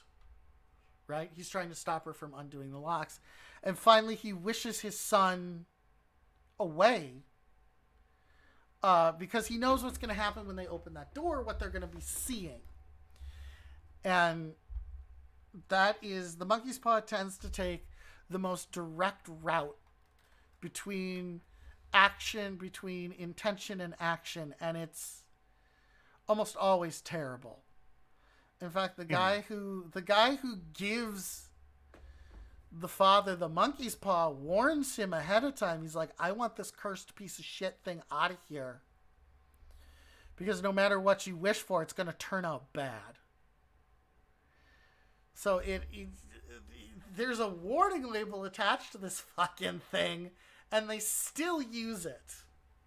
Well, to be fair, and this is more going temptation, but if you would be granted something like that there is still a warning on it, you would still want to try it to see how bad the warning would be, or how correct it would be. How, even if how it would serious work could they or not. possibly be? How Like, bad could it honestly, really like be? how bad could it actually be? They're just wimps. That's They're just pussies. human nature. You will always go to check like how bad could this actually be. Whereas when you move into as opposed to say so if you wish for treasure with the monkey's paw, right? Like you want the treasure of Vactus the vampire, right? You will get the treasure of Vactus the vampire, but always at a cost. Now, if you say were wishing to the genie, I wish for the lost treasure of Vactus the vampire, there's a very good chance you'll just get teleported to where the treasure is. Here you go. this is your treasure. Enjoy, fuckface. Enjoy Well, I finding mean, your way there's- home. Right, exactly. Yeah, Enjoy Enjoy falling as well. finding your way home. You've You got don't know it. if you'll be teleported into a wall or if you'll Or- be trapped into a trap or something, you know. Right? Or like, he just teleports the treasure right on top of you. Like, here you go. Here's the treasure. Because the monkey's paw is malicious, but not in the same way that it carries sentience. It is almost malicious out of just out of a literal understanding of what it is you're trying to do. Whereas a genie's intelligence comes from cruelty. The genie wouldn't crush you with the treasure. The genie has to give you the treasure, but the genie wants to see you suffer because of it. They want to be able to enjoy this thing that they've done, which is why bringing you to where the treasure is and being like, all right, here's your treasure, and you having to figure out, well, where am I? How do I even get this vast fortune? Sir Big Cat says, I feel like the monkey's paw pays up front for the wish versus the genie, which makes you find out later like you're trapped in the treasure vault. That's true. Because it's why we modeled the pay-per-view after the monkey's paw. Just the idea that the perception of the monkey's paw being just the shortest path between where you are and what you want. Yes. And Whereas, like, Shannon's a good example. In Shannon's ending, Shannon wishes for Rock Bunnies to be safe and happy. And the force of the wish is like, well, okay, so for Rock Bunnies to be safe and happy, everyone has to die. everyone has to die because inevitably something would happen. So it turns them all into automatons because the Rock Bunnies are then safe, they're cared for, they're happy because they're being cared for. But everything everything conceivable that could be near Rock Bunnies has to be converted because there's always the risk that Rock Bunnies could be hurt. Because I suppose part of it also just, I think what separates our wishes from monkey's paw is that we're fulfilling a promise. Yes. You ask for eternity, we will give you eternity, but, and the but will often be significant. Mm-hmm. Whereas the monkey's paw just says, here you go, deal with the consequences. Like, If you ask for something, if you effectively ask for a promise from monkey's paw, it cannot fulfill that necessarily. no, it can't. if not you want, really. if You need something that has an action attached to it. yes, An if you if-then. want, if you want your bloodline to thrive for eons to come, the monkey's paw can't do that. Not really. No. It can provide you with methodology to try to do that, but it cannot actually fulfill that. Yes. Pull that shit with a genie and you might end up with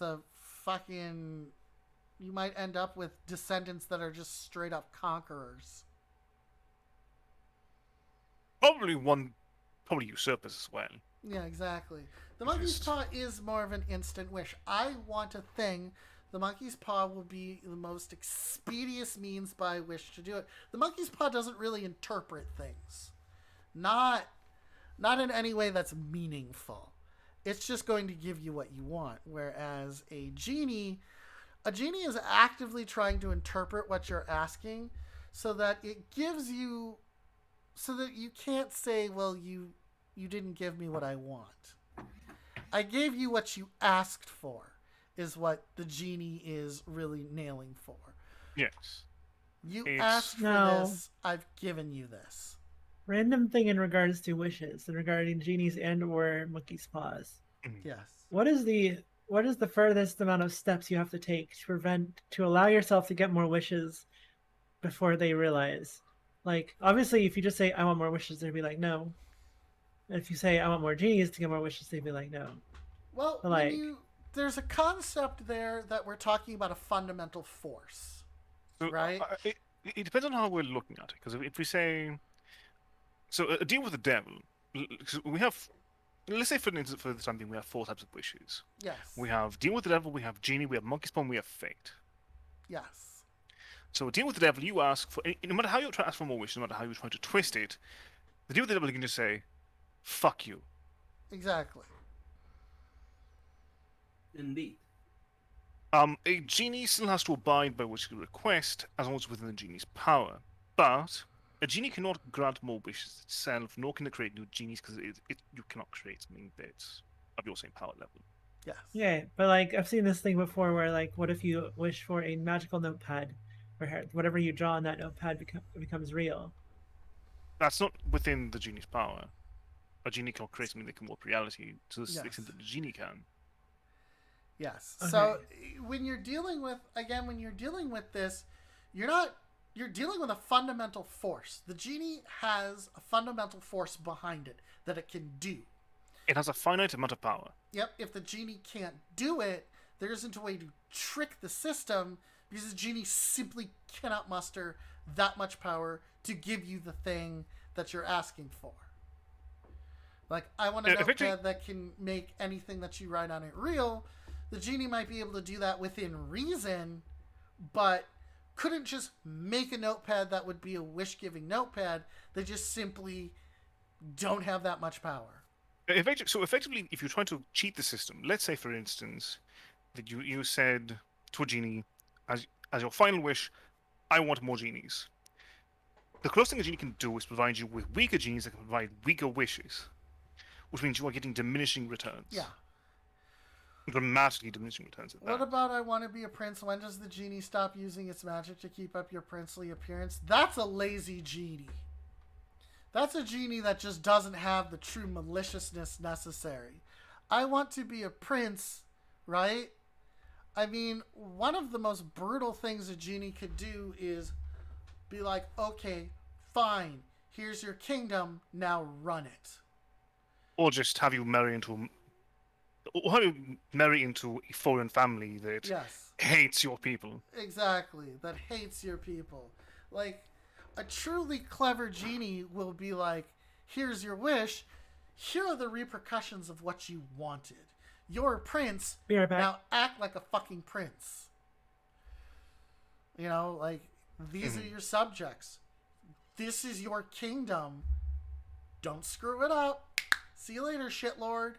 Or he gives you like a fallen kingdom already. Like, you're a Exactly. prince now of this kingdom. Here You're you go. It doesn't matter that's fallen already. Yeah, you're the Or- prince or- of Mulaka Shlaka land. Or sending you through time to a kingdom on the verge of just mutiny. Mm-hmm. There's so many ways that a genie could fulfill that Yeah. wish that is just completely spiteful. Yeah, here's your wish. You are now the prince of Mulaka Shlaka. It's technically still recognized. You are a prince, but you know, here's your destroyed homeland, shithead. Don't fuck it up. Or just, hey, you are now a prince in Dark Souls. Oh god. Oh no. You will No, fuck this thank up. God. By the way, the Thank God, hero No. the hero is coming for you because you have prince attached to your name. Clearly you're a high level NPC. Enjoy that, buddy. Enjoy that for as long as you Oh can. no. We get combat training as well. Did you wish No. for it? No. Get used to rolling around. Imagine if Genie literally like, I want to be a prince, and he puts you in a video game, just legit. Yeah. I want to be the prince, and you become the Prince of Persia. Let's hope that you've worked on your acrobatic skills, my dude. Classic 8-bit No. Prince of Persia. Oh, No, God. I mean legit. He just puts you in the game. Yes. Like you have unlimited lives and everything, but when the console goes out and stuff, it's done. You might make a decent genie, Brambo. I can be malicious if I need to. Let's do our other two types of wishes. So, with a monkey's pawn, it's again a case of just the shortest way between the two. Yes. Which means if you ask for more wishes, effectively, He can Just- get you another monkey's paw. Effectively, you can put another monkey's paw in your possession, technically, but the question is, what is the shortest path between that? Yes. That means you might end up perhaps the shortest Might- way to that is your home is raided and Or you- razed to the ground because that's the only other person, that's the closest person who has another monkey's paw. Also, Or you there's- accidentally stab somebody to death who had one on him. There's also an implication Right. that the monkey's paw is the only monkey's paw that exists. So it might not be able to create another one of itself simply as another one of itself doesn't exist. When you ask for money, like if you ask for gold, a genie in theory could create the gold. Yeah. Right? But when you Yes. ask for money from a monkey's paw, the monkey's paw does not create the money. It simply draws the shortest distance between you and the money. Which means, I suppose, technically, you asked on monkey's paw for more wishes. The closest thing it probably do is send you to another world with another monkey's paw, Yeah, which means you're threatening just time space. exactly. But yeah, because in the monkey's paw, there's an implication that this is it. This is the only monkey's paw that exists, which is why people Alright, are I'm trying back. to get rid of it. Welcome back. And so, wait. effectively, But it's not as bad as the bottle imp, which I will explain later. But I have a question. Yes. Yes. Is there actually a limit on how many wishes you can do with a monkey's paw? Yes, Yes, each 5. time you use it, a finger curls down. so there are Ah, okay. So with a genie, typically it's 3 wishes that transfer between owners. Yes. A monkey's paw is 5 wishes. Period. Yep. You cannot uncurl a finger. Because when the guy gets it, I think he's got Good. 3 left. He has 3 left, yes. He has So 3 2 left. are already used, and they realized we're done with this. Yep. Dude used 2 and was like, "This is the worst thing that ever happened to me." Because the guy is miserable. You thought the first one was, oh, I've got a great idea. The second one was, let's move on to want to do this, and they realized it's all going to be like this. It's absolute shit. Take the fucking paw.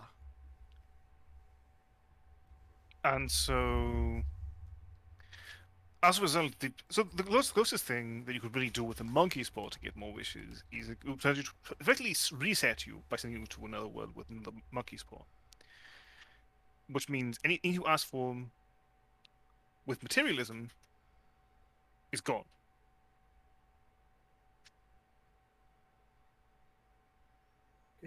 Now, there's a 5th way that you can get wishes, Mhm. and we'll deal with that after we do the other ones, because it goes back to the bottle imp. And so fate was sort of our take on wish granting. Yes. And so within the film, we said explicitly no wish. We cannot grant for more wishes because we're warping. Possibly because the way we're doing this is by warping reality through a condensed amount of desire. Yes. Which means when we get more wishes, we need another tournament. We would need another tournament. Yes. But if you have the tournaments constantly, desire would deteriorate. You will get diminishing returns on that. Yes, because our wish granting thing is a little bastard baby. That requires 2 forces in order to make it work. And so between, because we have the festival which forces combat, and an invitation to people that are willingly entering, risking life and limb, for one thing. Yeah, for one thing But- that they can claim. And it is only through this sheer condensed amount of focus that we can even get the strength to grant these reality wishes in the first place. And so because of the fact that we would need an entire new tournament to grant even more grandiose wishes, it just cannot happen. The 5th way that you can do it is a rare one that involves curses.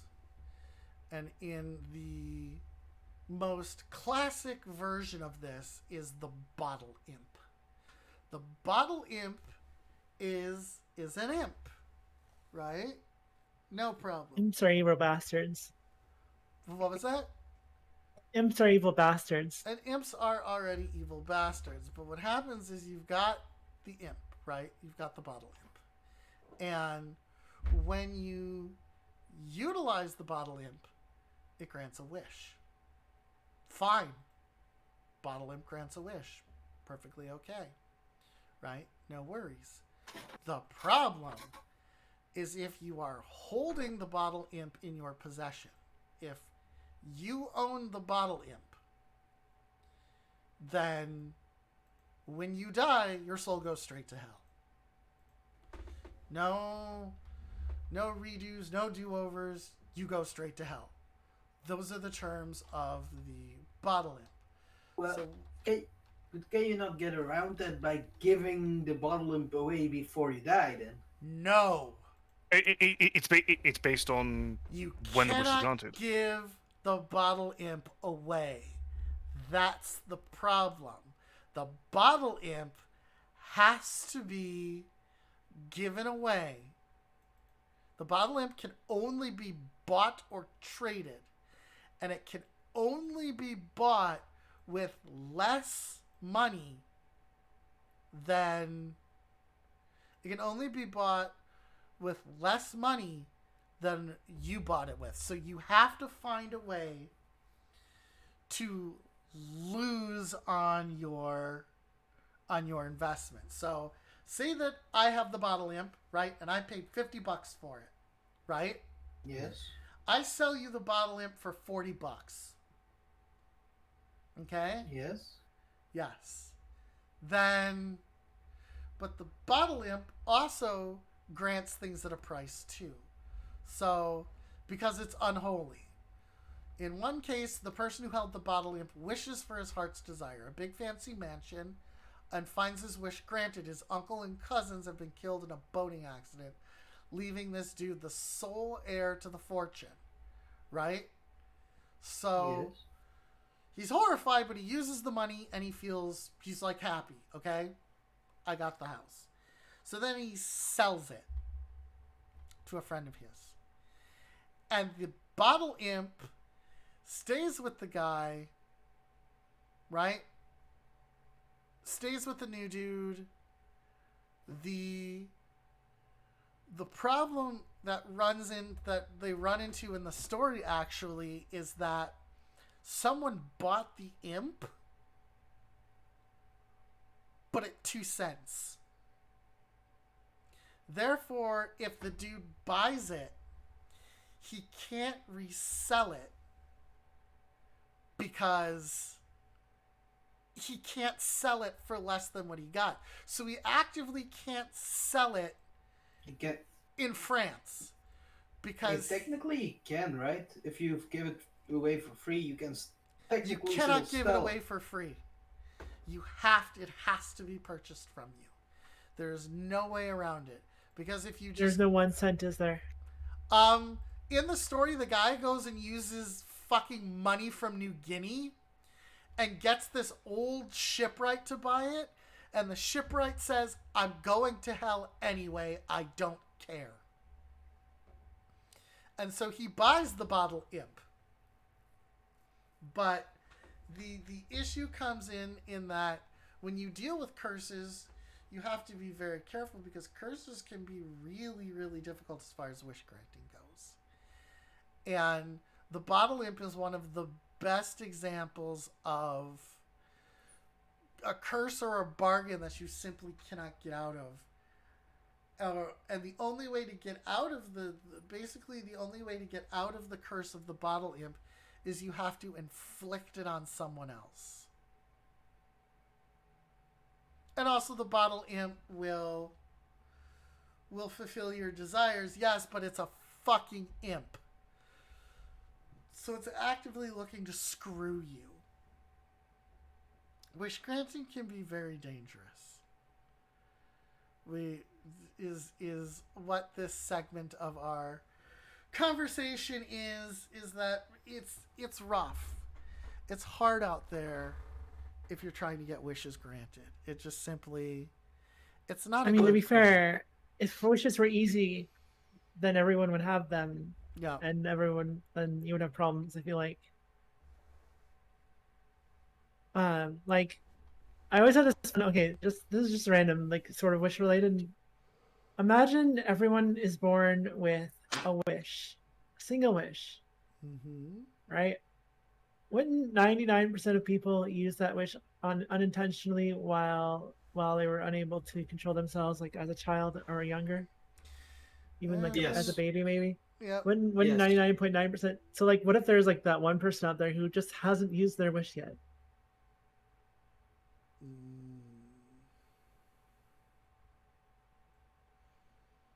So Very good like, because question. like you can imagine like you have the child is like, I want Milkies, and then the child gets Milkies, and you're like, that's the wish that they just got granted, you know? Like, it'd be such an interesting like concept. Shit, so you make a very good point.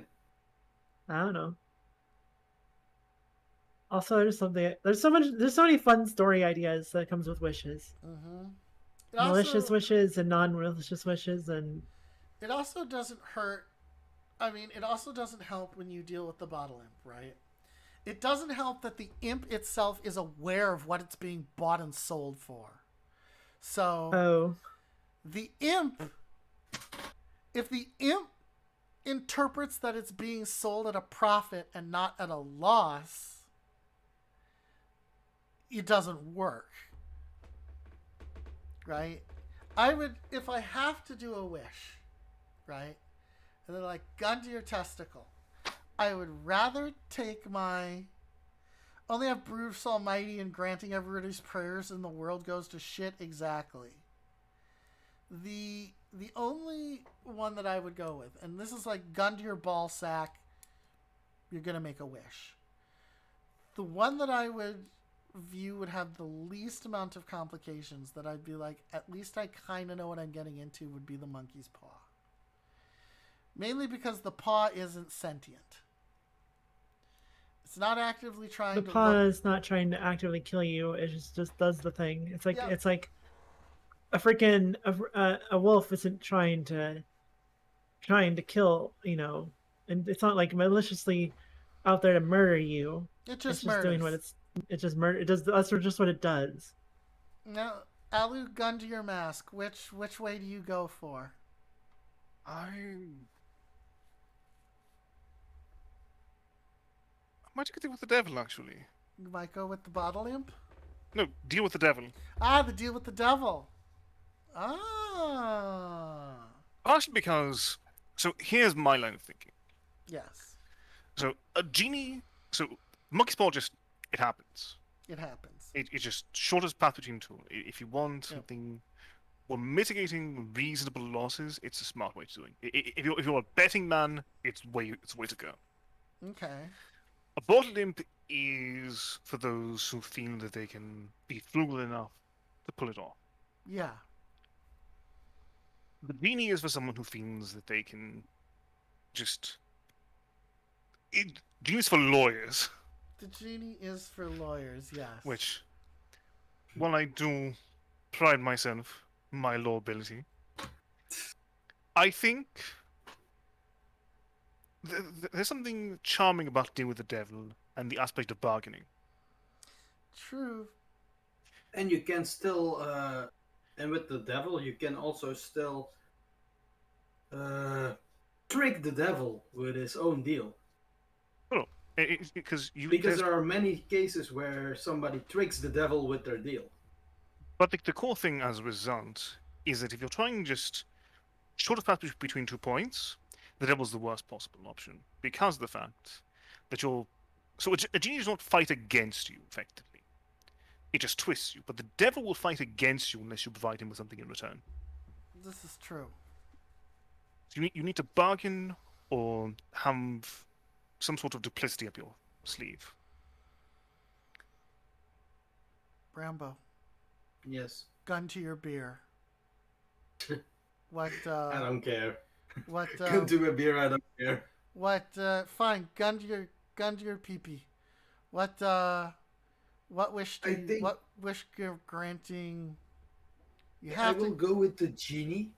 Okay. Just because, if you, a genie is very dangerous, Guys. because like he can interpret it and stuff.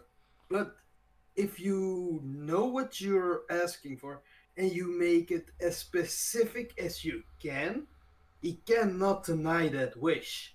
This is Like for true. example, if you say, "I want to be the owner of $1 million that's already in my bank, legitimately earned," he cannot go around that. If you say it like But if you that, get caught for tax evasion because of it, In I that case, said legitimately earned. Not if you yeah, if you legitimately say- earned, but now you have to pay So- tax on it.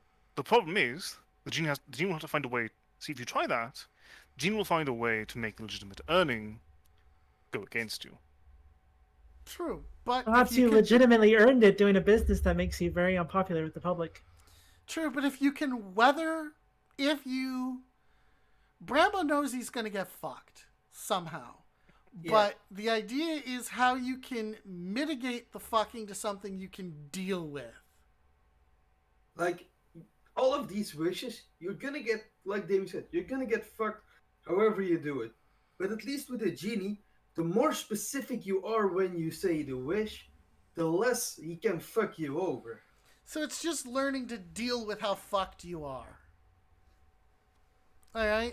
Also, congratulations over you are left with the bottle imp. Congratulations. Now I get to. I don't have a choice. Sure, you have a choice. I So, mean, I'm sure. I mean, the bottle imp would. Me and the bottle imp would probably get along, But what? oh, and if you open it, you go fucking crazy. That's the other problem. I'm with the already bottle- fucking crazy. That's the other problem with the bottle imp is that apparently if you open it, you go mad and it drags your soul to hell immediately. What if I am already crazy and I want to go to hell? Then I guess the bottle imp is for you. Also, you're a moron. I mean, Well, I mean, we're not going to applaud you for stupidity, my dude. Well, I mean, so I was gonna you say that already I have a wanted. portal I was too. gonna say. I was gonna say that I wanted the genie because I wanted to free the genie and tell the genie to cause chaos. But Oh God. Oh no! So interestingly, in most cases, do you know what happens in most cases of when genies are you freed? free the genie, you become the genie. No, they kill you. That's Oh, wait, why? in the stories where genies occur, like Arabian Nights, where the genie and the jinn first really get their wish granting things. They don't want to grant wishes.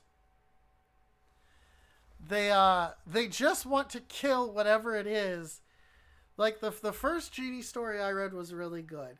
The guy was like, the genie said when it was lined with lead thrown in a river, and he said, well, when I had, the first 1,000 years I had said that I would grant riches to whoever freed me, and the second 1,000 years I decided that I would swear my fealty to whoever released me and go find the person, the bloodline that did this and end them.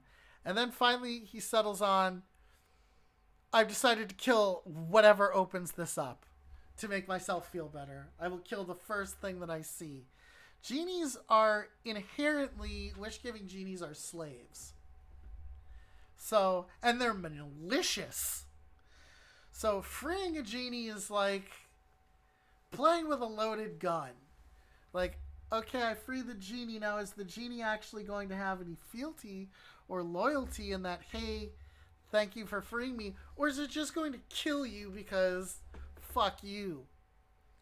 That's... Well, to be fair, a genie is also trapped for a reason. In many cases, yes. They are trapped for a reason, mostly because they're douchebags. So it only would make sense if you free them that the reason will come to bite you in the ass. But I can see Zova doing genie. I think I could do something chaotic and evil with it. I think the two safest ways to do it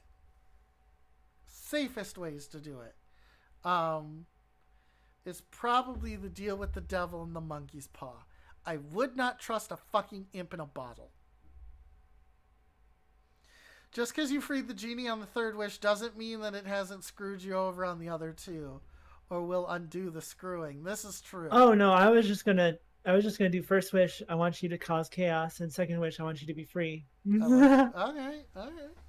So, I think your two safest are the deal with the devil, and the monkey's paw. I still think it's the genie if you be very, very, very specific with your wish. I wouldn't risk it, but I understand and I appreciate your point of view. I can see where you're coming from. Me personally, I wouldn't risk it, but you're ballsier than I am when it comes to wish granting deities, it seems. What if you wish for the genie to undo the wish of somebody else? Is that something a genie can do? Probably. Can you be like, hey genie, first thing I want you to do is to fuck over that guy that you gave wishes to and undo all of his shit? Well, I mean, it would be probably per wish. Negation. I mean, so You it's can like also try. I want to be. What if you use the wish granting devices against each other? I Yeah, wish that's that what- this monkey's paw does not grant wishes anymore. So then your monkey's paw probably doesn't grant wishes anymore, and whoever had the monkey's paw in their possession is probably like, thank fucking God, I don't have to deal with the temptation. That's another reason why the guy gives it away, because he knows he'll be tempted to use the monkey's paw again. Wait a minute, I just figured out maybe a loophole with the genie thing. So usually you start with 3 wishes, right? I think we're agreeing. Alu, are we agreeing on that? 3 wishes? That we are, yes. Okay, so if you use your first wish to say like, you cannot screw me over with my wishes. Like you wish that whatever he does, he cannot screw me over. Okay. Then you have 2 free wishes. Screw over everyone which near is- you instead. Yeah, I was going to say, he'll screw over everyone. Yeah, but near you're you still instead. not screwed. This He is he will true. screw everybody over around you, but you're still not screwed. Alright. I mean, if you can, You can do something If you directly, don't- though. if you don't mind the suffering of others, then alright. You Or fucking like you amoral say piece like of shit. you cannot screw me or my closest family and friends over. But everybody else outside that, fine. Well, in that case, you would go for closest by proximity. Yeah. So, but I mean, you could, in theory, you could say my first wish, you cannot screw over my other wishes. That's really rough to interpret. Hmm. Because that's not really a wish. That's It more is, like a actually. that's more like a request. No, it's actually not, because you can always wish, like half of the time the wishes that you ask are requests. Like I wish Think for you what? to. I wish for a wish granting or a wish. I wish for a wish lawyer that will edit my wishes for my desires.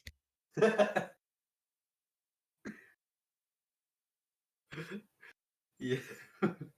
A wish lawyer. Hello, yes, welcome to LTN's Wish Lawyer Services. Let's go. I was gonna say, I mean, dealing with a sentient creature that can grant wishes is still playing with fire. But True. But a sentient thing can be. So this is also what I think. That's still playing with fire, but because it's sentient, it can also still be tricked. this is true. You just have to be smarter. I mean, this than the is why we thing can that trick tries to Damien, trick right? You. Because of course Damien is sentient, and this is why we can trick Damien. Yeah. I can- definitely For all. I That's definitely would, how we showed up here. I would definitely not make it as a wish granting deity, and I don't think anybody would want me to. Because most of the times I'd be in giving the out treasure story- and pesos and shit. Because most of the times in the stories, the people that get screwed over are, to be fair, not really smart people. Yeah. But if you can outsmart the thing that is granting you the wish, that's the same thing like you making deal with the devil, but outsmarting the devil with your deal. Well, Like- that's where Alu the rules lawyer comes in.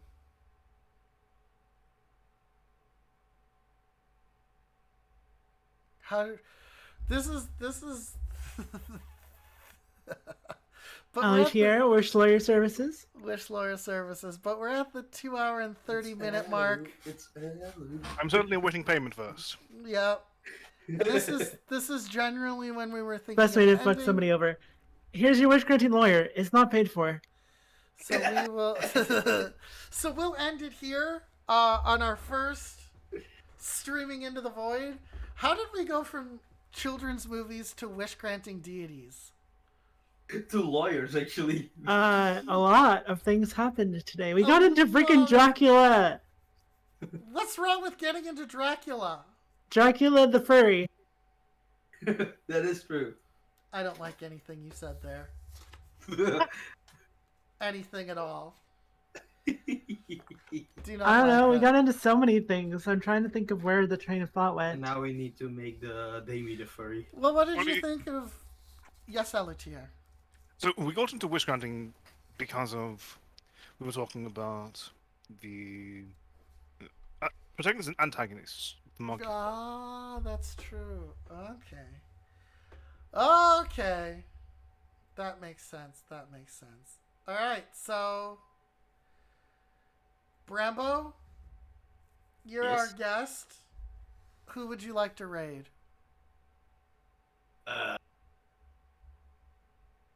Let's see. You know what? I see that a clown is online. Let's rate the clown. All right, let's raid the clown. So, what did you guys think of the first streaming into the void? I liked it. And I appreciate that I could join you guys. Absolutely. Alutier, what do you think? I most well I can say I was kidnapped. You're not kidnapped anymore. You're not kidnapped anymore. How sad is that? At least if you ran away before, it'd be like, oh, Allie's free. Now if you run away, you're just a jerk. Zova.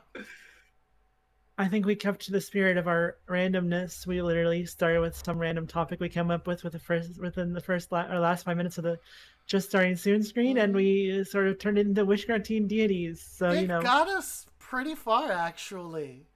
I Yeah. think we did good. We didn't drop engagement. We kept our conversations going very, very well, and I'm looking forward to our next episode of Streaming into the Void.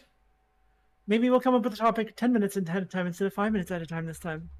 It'll be February 10th for those who wish to mark their calendars. February 10th, put it on your calendar. We will return with more Streaming into the Void, which I'm glad that we have a schedule now.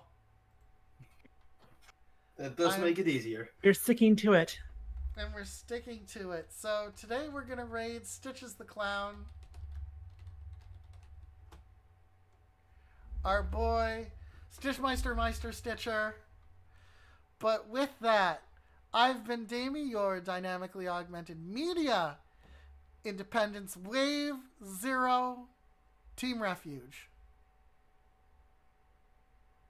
I've been Princess of Austria of the Astral Realm. Yeah, I miss being kidnapped. I have been Brambo, your Boros/T-Rex. And this, of course, has been the lovely Shannon. And we will see you next time. Oh yeah. Bye. Oh, gotta find my button. Find the button. Find Wrong it. button. Wrong lever.